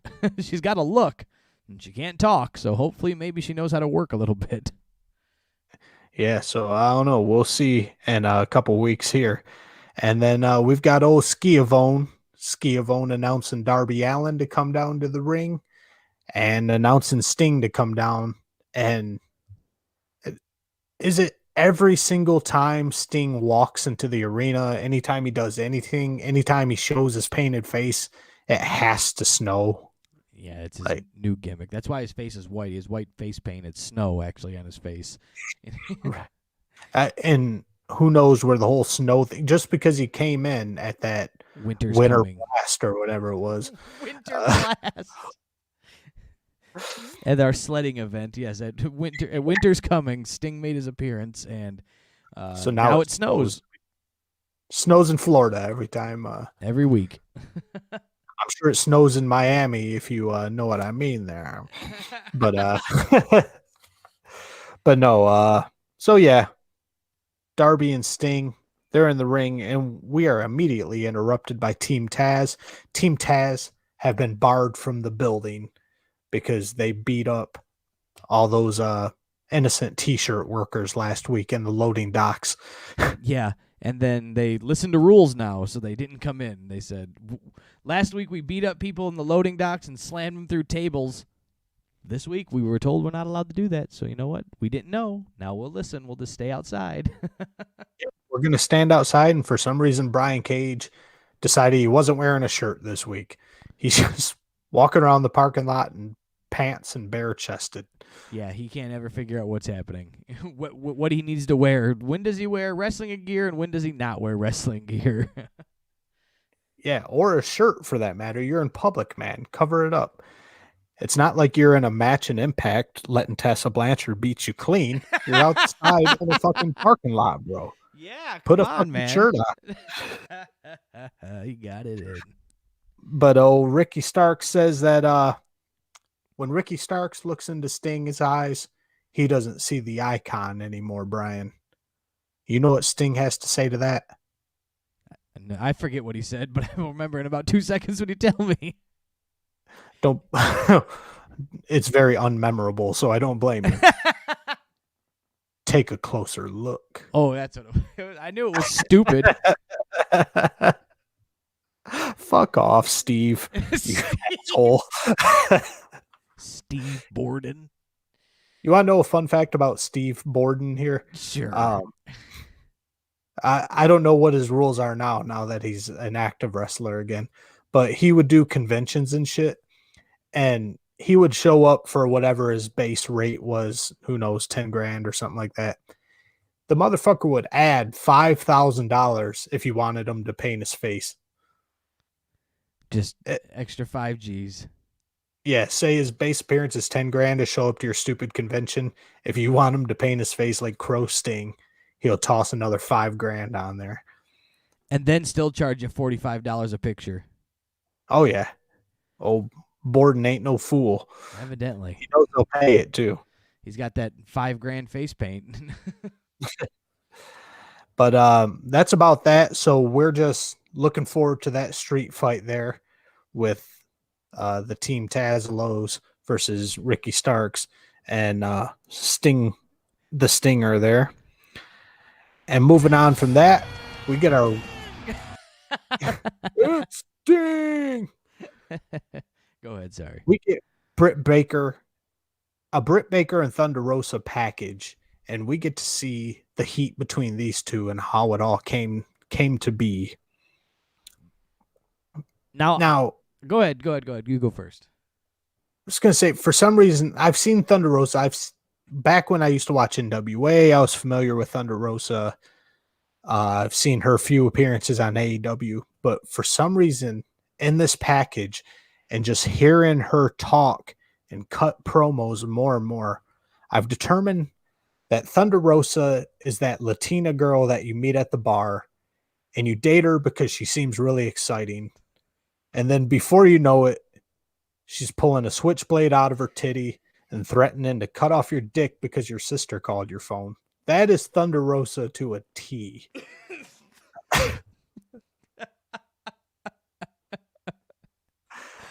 There you go. I could see that happening in our world. That's an interesting take, but yeah, you brought it right home there, didn't you? I could see Thunder Rosa fucking blowing up my phone at fucking 3 a.m. because I drove past her street and fucking just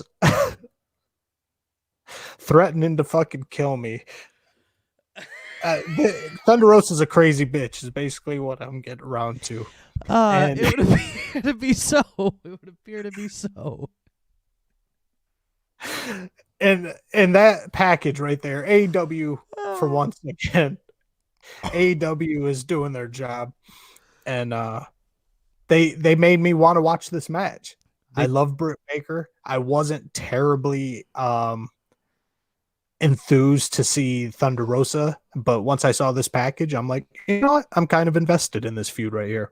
Yeah, I actually really enjoyed this match because so far we've been fed kind of, garbage. So this was a pretty refreshing match on the card to kind of keep your Dynamite night flowing through here.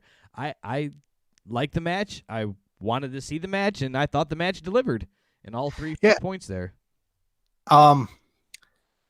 I guess the best way I could put this is AEW's been feeding us dog shit since the beginning of the night. And at this point, $1.50 hot dog from Costco sounds pretty fucking good right now. It sounds like a gourmet meal. This is our $1.50 Costco dog right here. But Thunder Rosa storms the ring and immediately dumps Reba. And this is a very physical match. Both of these girls are kicking the shit out of each other. The kicks in particular, they're hiding the leg slaps pretty well. And everything just sounds good and looks good. And I think I say this every week, but Britt Baker's, man, she's coming a long way, man. She's doing great. Yeah, 100%. There's Adam Cole's giving her the right information. So This match is just running quite dandidly at this point. It's looking fantastic. Britt's got her personality that always shines, her heel shit personality. Thunder Rosa looks fantastic. She's selling her ass off, baby facing it up. And then AEW happens. Britt is, I guess she's in a submission at this point, but I was so distracted by Reba jumping in the ring and for no reason whatsoever, except so that the rest of the match can happen, she decides she's going to take the pad off the middle turnbuckle, and that's that. Distracts the referee for no reason whatsoever, just removes a pad from a random turnbuckle and exits the ring. Yeah. This was so set up that it happened that you went, well, then all you did was just wait and watch that middle turnbuckle. So no surprise to it. I get that you have to show her, if you're going to work something like that in, you have to show it kind of going down. But there should have been like that sneaky referee 1980s style, right? Replace it with like a Mr. Fuji on the outside of the ring, and you see him like throughout Bobby the Brain could have been good for something like this too. You see him the entire time.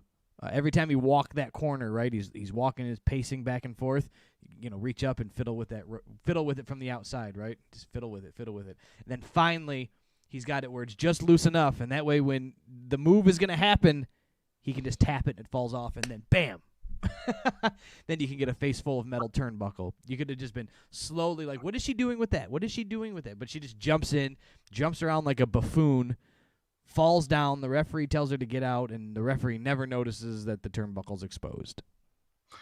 Yeah, right. There's no foreshadowing whatsoever. At least like kind of clue us in that Britt Baker's planning on throwing her into that middle turnbuckle. At this point, she had never rammed Thunder Rosa's face into the turnbuckle. And after it's exposed, I don't know. It just came off really weird and just really planned. And that kind of ruined the end of this match. Because at this point, you know what's going to happen. Britt Baker's going to heel it up. She ends up putting old Thunder Rosa's face right into the exposed turnbuckle, puts her in the lockjaw, and we don't even get any selling out of lockjaw because old Thunder Rosa is out cold. That's the end of the match. Yeah. They used that center camera a little too tight, too, so you could see, like, I know obviously she wasn't going to hit her face, but you could see a little too clearly that she didn't hit very well at all, so they should have had the camera backed off a little bit. Also, the other thing that bugged me, and it's so minor, is that when Britt Baker went to the corner or to Reba to get her glove, for one, they had a heck of a time getting the glove on with any type of speed. They need to make sure they're working on that. It needs to be, they're going to go there to get the glove to call for it in, right? Her Mr. Sacco, if you will, to put in that lockjaw. But then last week, I thought it was great that that the glove was pink. It fit Britt Baker. She has that, feminine vibe to her.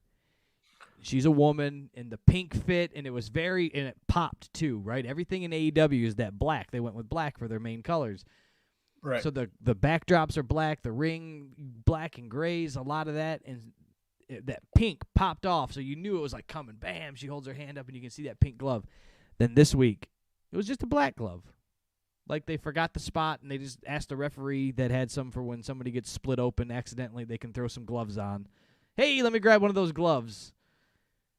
I just thought the consistency of going with the pink or a color that matched the outfit that she was wearing would have been perfect. I know it sounds so stupid, but I think there's just that consistency, and you got to have that continuity and that always thinking with the same type of branding, right? Yeah, well, the pink glove is just, it's over the top. It's as flashy as you can get with an examination glove at this point. But that is the point of Britt Baker. She is so over the top, so flashy, so pristine with everything she does. So a plain black glove, especially when she's been doing pink, it just kind of falls flat. It doesn't add the flair to the lockjaw like normal. You're right. I know it can sound so boring, like so stupid, but that's one thing I just focused on. I was like, it'd be like us doing this podcast every week, and I change the logo every week, and I change the layout and the colors every week of what it's gonna look like, and you're going, wouldn't have any like continuity to what you want it to be. So I know it's only like this, but I don't know. I know, whatever. We'll move on and leave that alone. We can talk about a latex glove for fucking 40 minutes. It's like going from Comic Sans to New Times Roman, Brian. It's just no flash, no flair. But just stick with one thing and roll with it for more than 1 week. Fuck. Now, I don't know if this was my own ignorance and confusion or if everyone else was as confused with me at this point. We've got Tony Schiavone in the locker room with Matt Hardy and Adam Page, and they're talking, and Hardy's kissing Adam Page's ass per usual, trying to get him to join the Hardy party or whatever. And now they agree that they're going to do a match next week against Serpentico and Luther.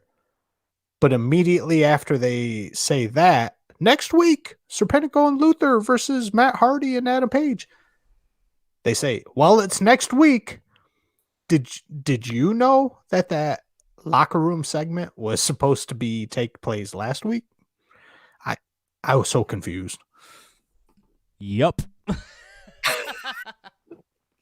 I was all in that this was happening right now, and I'm like, oh, all right, they're announcing a match with fucking Luther for next week. Cool. So that was supposed to be last week when Matt Hardy said that Adam Page could use his big locker room.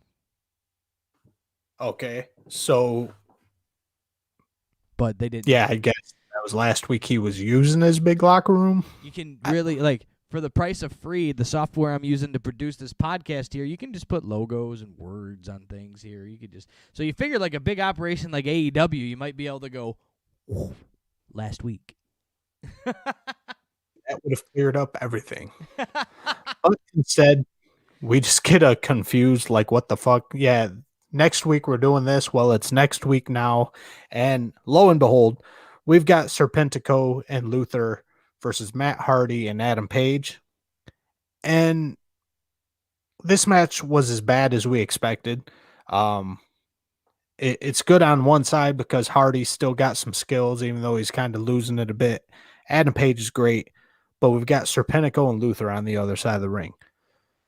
Serpentico is doing the brunt of the work in this match, as expected. And that motherfucker is tiny because Adam Page and Matt Hardy aren't huge guys, and Serpentico still looks like a midget running around in there. They're dwarfing him. Now Luther gets in, and within a minute, he's completely winded. He's doing some spot where he's going to pump handle slam Serpentico onto Matt Hardy, and he couldn't lift him 3 feet.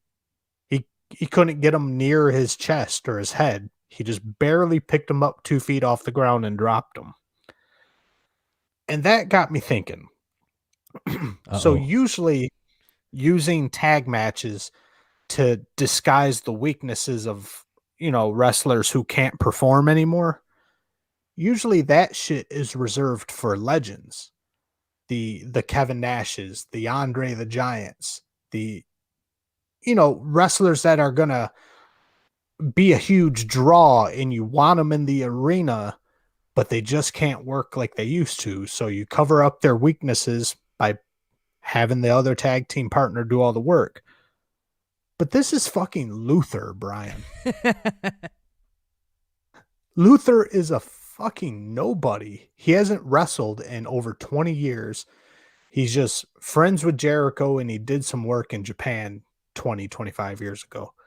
Why is AEW using resources and using him as almost like as a legend status and covering up his weaknesses with Serpentico just to have him in a match? I think it's absolutely ridiculous.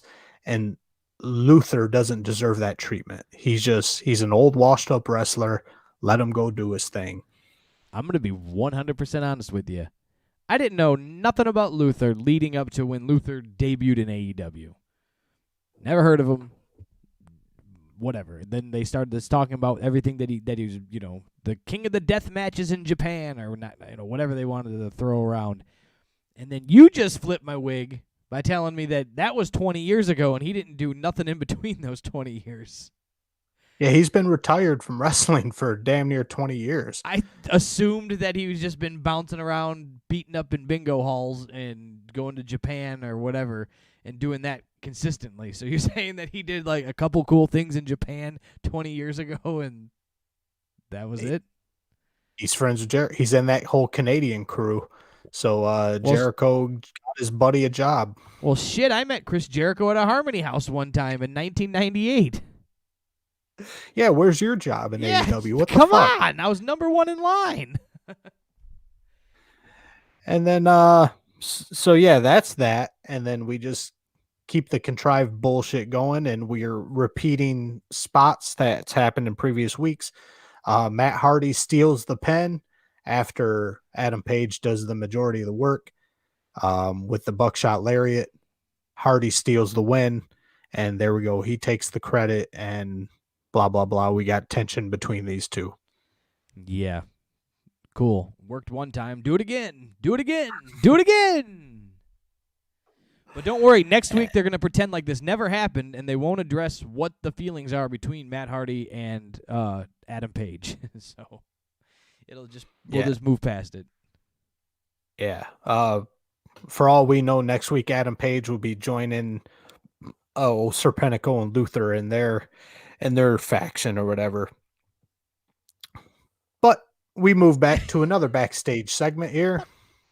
And what do we got going on here? But we got MJF and Jericho. They are high on life. They won the tag team battle royal there. They're carrying around a styrofoam cooler. They're going to go to the Inner Circle locker room and celebrate.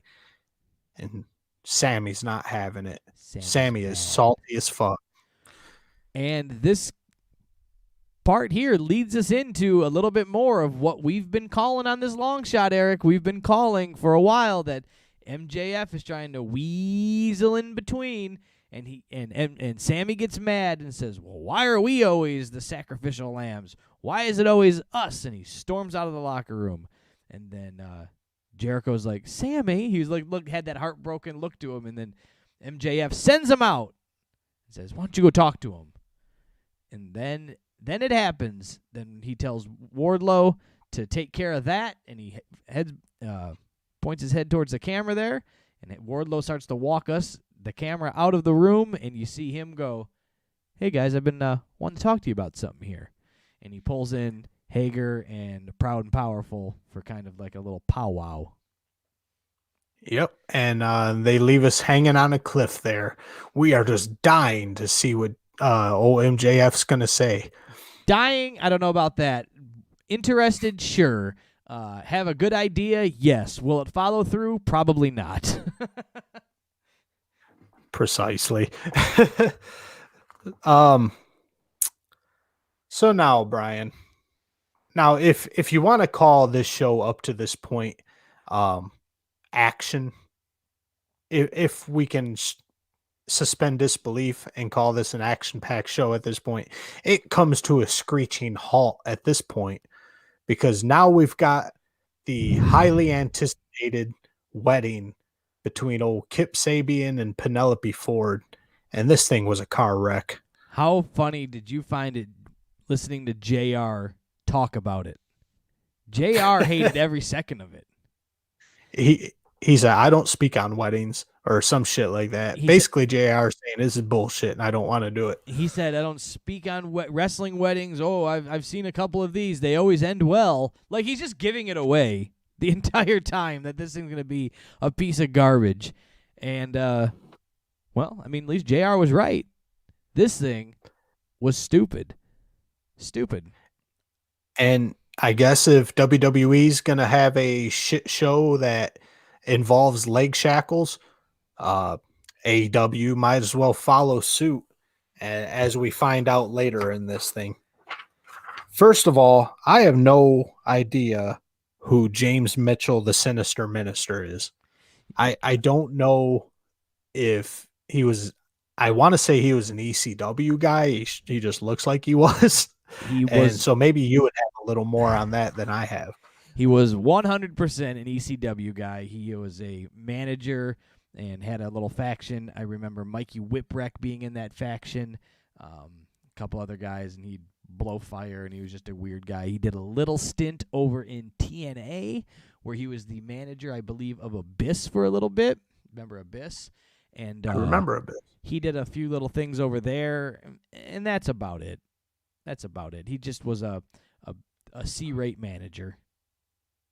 Well, Sinister Minister is officiating this thing, and Penelope Ford is walked to the ring and given away by none other than Jerry Jarrett, because that makes a ton of sense. Jerry Lynn. Oh, I'm sorry, Jerry Lynn. I'm not sure Jerry Jarrett's alive. Yeah, my mistake there. So yeah, I think listening to other podcasts, I always hear stories about Jerry Jarrett over in WWE. And his name in my mind, but and then this thing begins, and old Kip Sabian, he's just being his normal douchebag self. His vows to his future wife here are you're hot, blah blah blah. I saw you in thigh high boots, blah blah blah. And Penelope tries to say some vows, and Kip just cuts her off. And this isn't even like heel shit where you're like, Kip Sabian, you asshole. I want to see you get beat up. It's just stupid shit. You could just see him go away. There's a difference between wanting to see him on your TV and get beat up and not wanting to see him on your TV. So there's two different not wanting to see hims. And this is that one. You definitely just don't want to see him. I hated every second of this wedding thing. It was terrible. And then they go through the vows. The Sinister Minister tries to be funny. He has a few, like, in unholy matrimony. Like, oh, okay, I get it, because you cut your eyebrows like the devil. It's unholy.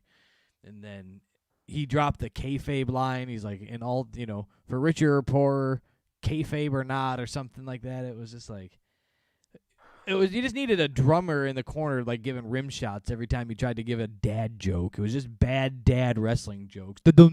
Right, kayfabe, it's wrestling. I mean, the only entertaining thing that came out of this pretty much was Miro. The couple times he said, "What is love?" It was already in my head, the Hadaway song. The first time he said it, I go, oh, God. The crowd took over. Yes. So once again, Miro says, "What is love?"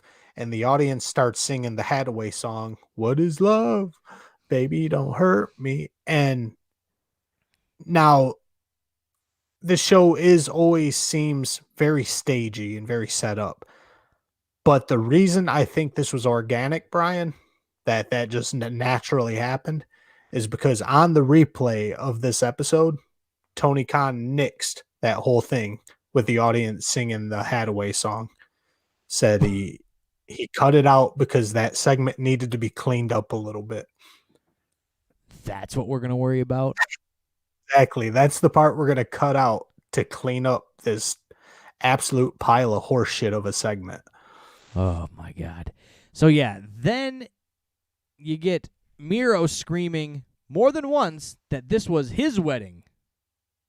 Yes. I think that was an English translation error that I'm going to give him. That he's like, this is my time. Yeah, this is my time. This is my wedding. I'm going to speak now. Don't cut me short. And he said it again. And then and then he has to go all of a sudden out of nowhere. He goes, and what is in that gift? And he points at the big That's been gift. bothering me all night. Well, for one, it's only been there for about 10 minutes because we've had 3 other matches. So that gift hasn't been there all night. And then Chuck says it's his. He brought it. So then Miro says, I've been to weddings and wrestling rings before, and he goes over there and just beats it up and throws it outside the ring.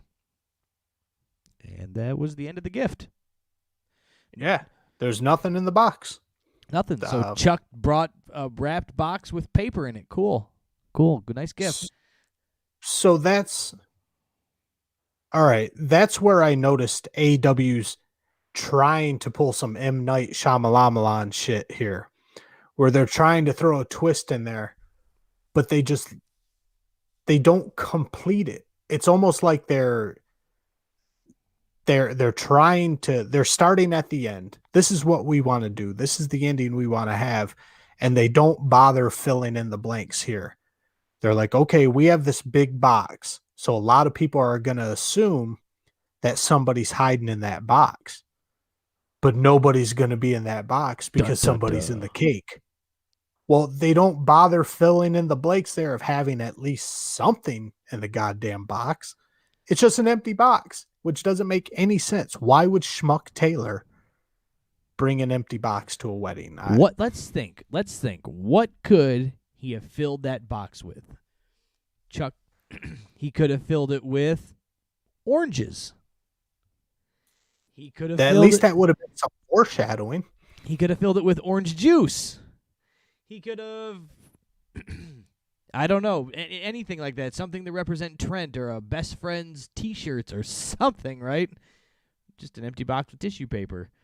And then somehow somewhere in between there, though, when Chuck went out to clean up the mess that Miro made, he slipped a handcuff on Miro's foot. Without him noticing.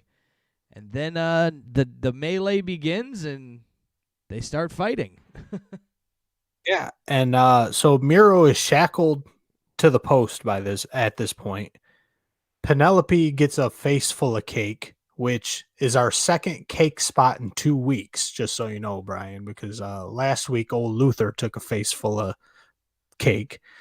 And Penelope handled it better than Luther did, even though she didn't get much on her face. Yeah. But and just some old bullshit happens, and Schmuck Taylor's getting beat up. And what pops out of the cake, Brian? It was an orange cake. Yes, this was an orange sherbet cake because old Orange Cassidy pops out of the cake and chaos ensues. And Schmuck Taylor and Orange Cassidy ruined the wedding. Of course they did. We saw it coming. It's a wrestling wedding. They all have to be ruined. Now, what they did differently in this wrestling wedding than any other wrestling wedding, so the AEW marks can defend against it, they actually got married, where that usually doesn't happen. Usually what happens in a wrestling wedding is that it gets interrupted somewhere between the I do's and the I don'ts, and somebody jumps out or somebody turns on somebody. They actually technically got married, or not technically, in kayfabe land, got married. It just got ruined at the end. So, whatever that's worth. Well, Miro nipped that in the bud because when old Sinister Minister asked, or was going to ask if anyone wanted to object, Miro said, "Oh no, I've been to many of these. We're not asking that question." It's Rusev Day. It's Rusev Day. So, yeah, that was the end of that. Thank God. And we'll see if they ever talk about it again. Yeah, at this point, it'll never be mentioned again, and Schmuck Taylor will just be Chuck again because he's been relieved of his butler duties, and we move over to the NBA on TNT, and we've got old Shaq cutting another Jade Cargill-esque promo, talking shit about Cupcake Cody this week, and Shaq's got his own finishing move that he's got planned for their match called the Black Tornado, which is pretty much a elbow and a back fist. So watch out for Shaq. He's coming for Cupcake Cody. Cupcake Cody, and he hit some plexiglass, and it was douche chilling. Oh, so douchey. And this match isn't even getting saved for pay-per-view.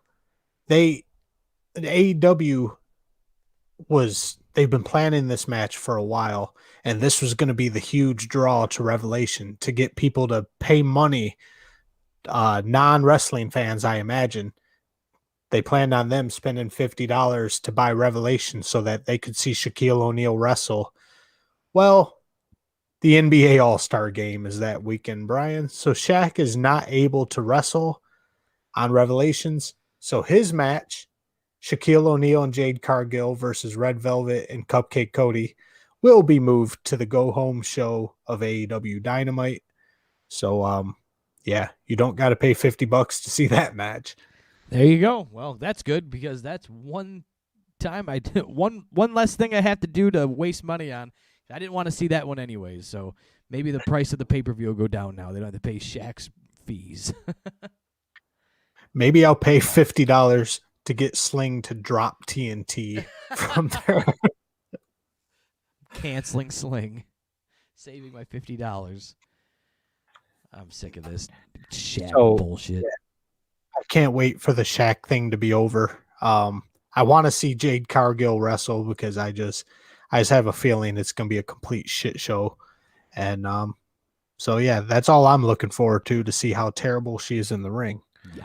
But we move on to our next match because everything's a gimmick this week, apparently. Now we've got a no disqualification lumberjack match rematch between Lance Archer and Eddie Kingston. Now, these two have such promising matches. When you hear those two names, you just go, "Wow, this could be something. This could be a match to talk about." They never really follow through and deliver, but man, they get you hyped up for it, don't they? They do, and these two guys, I like both of them, but I just don't see anything really going on with this unless they did something on Dark. I'm not following this feud really. It's just I don't see the chemistry, the real potential feud between these two. It's just they're both brawlers and they fought 2 weeks in a row, and it's just kind of like, okay, I get it, whatever. But this week it's a lumberjack match, and we see old Ryan Nemeth, the Hollywood hunk from last week, in the batch of lumberjacks there. And unironically last week, Brian, I said, I see a little Dolph Ziggler in that Ryan Nemeth guy. Yeah. Well, I feel like a silly goose. Guess who Ryan Nemeth's older brother is? Let me take a wild guess. Old Dolph Ziggler. Dolph Ziggler is big brother at the age of 40, I believe.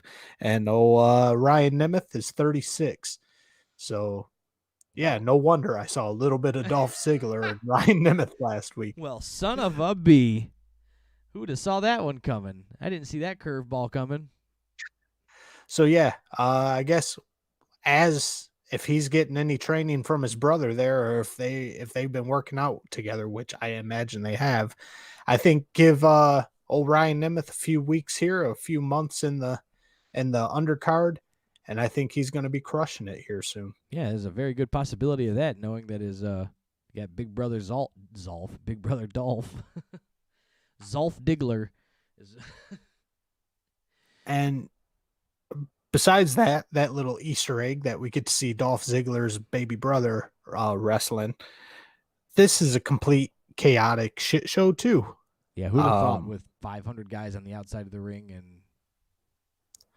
and we've got everything going on here. We've got the bunny even jumping in the match and jumping on Lance Archer's back.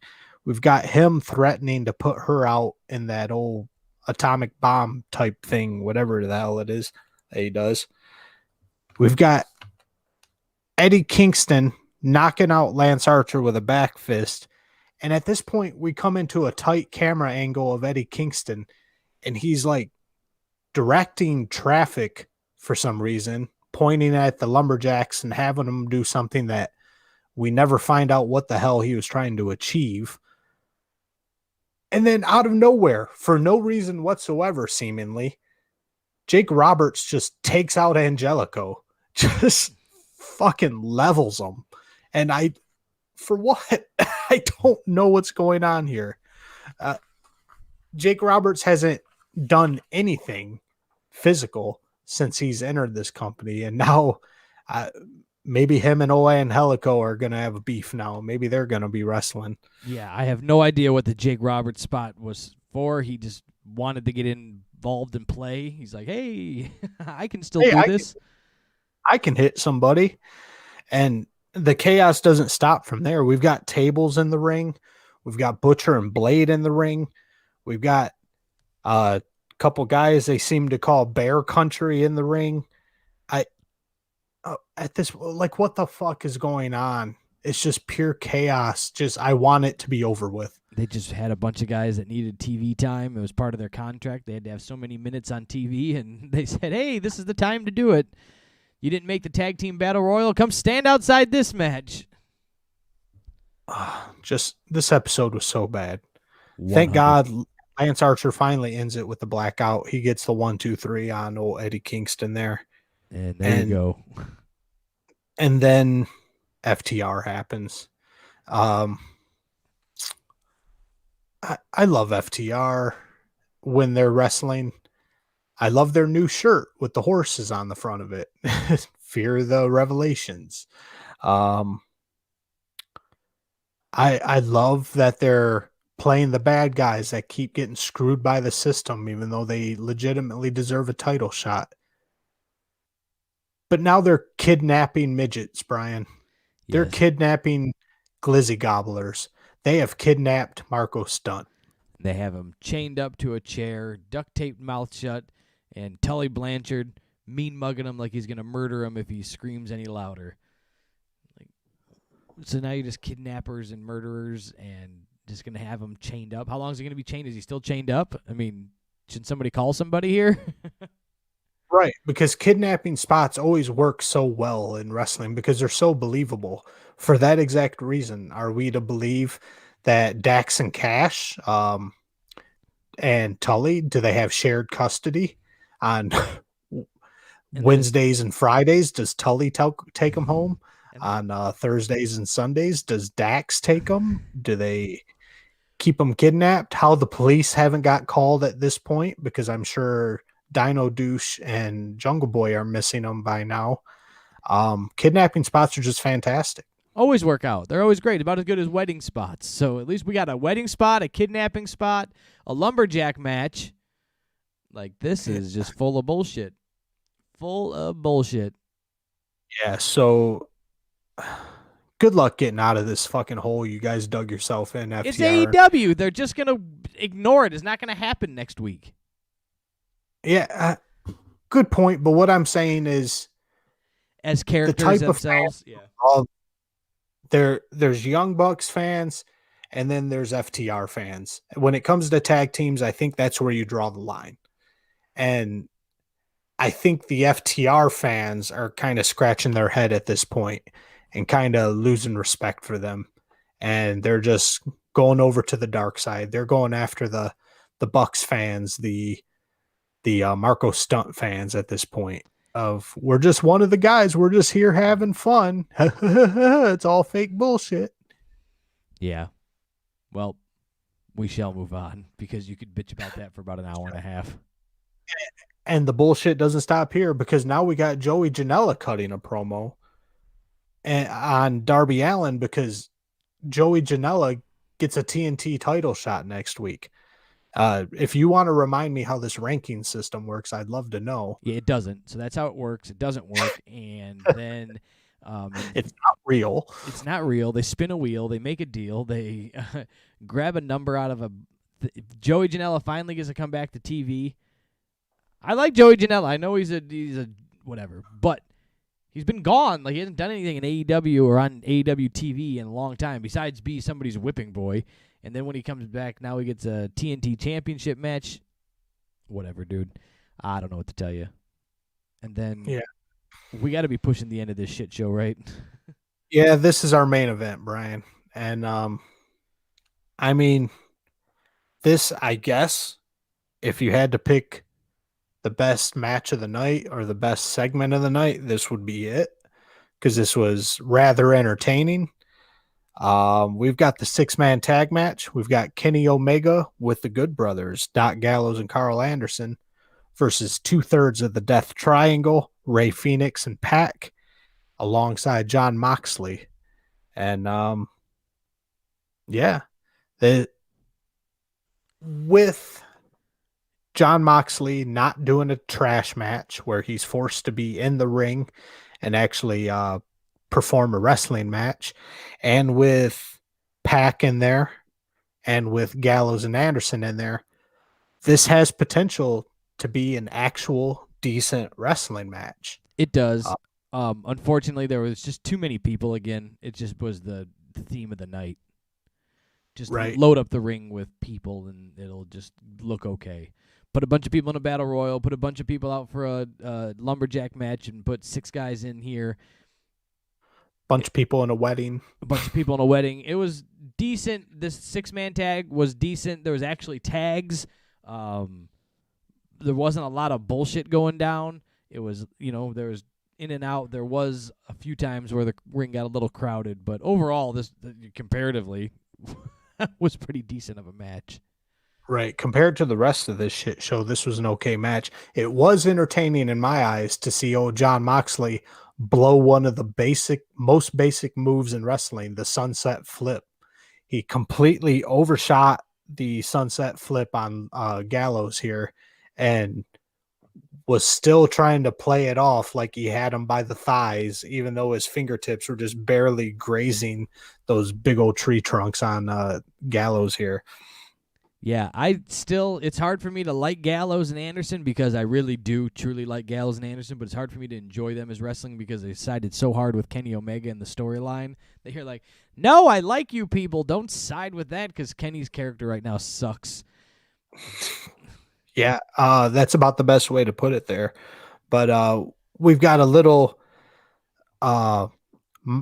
tension in the Moxley camp here because Moxley wants to do this on his own, and he's staying in the ring, and besides that sunset flip botch, he's actually looking okay, but he's refusing to tag out, and I'm enjoying this match.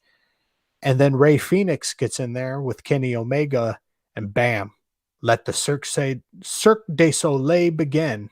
It's just flips and trapeze artists and high spots left and right, 100 miles an hour, just shit flying everywhere. There you go. And then we got to try to bring it back home, get Big Doc Gallows or something back in the ring and slow everything down, right? That's all you can hope for.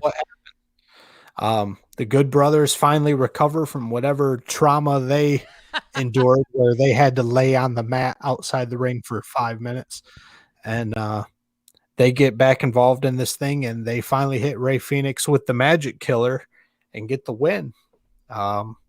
Team Omega and Good Brothers take the dub on this one. Yes, sir. And then what happened after that? I almost jumped to the big shit. Lance Archer running because Lance Archer has stunk up the joint enough this week. He had to come back out. He was stinking up the backstage. He needed air. He had to run from the back to the front. So he had to come stink up this shit show too, complete with music. So apparently the music guy knew Lance Archer was running in here, and Archer comes in, attacks Kenny Omega and the Good Brothers. And then we get our special appearance of the night, Brian, our one exciting spot of the night. Special appearance from no other than Kenta Kunte.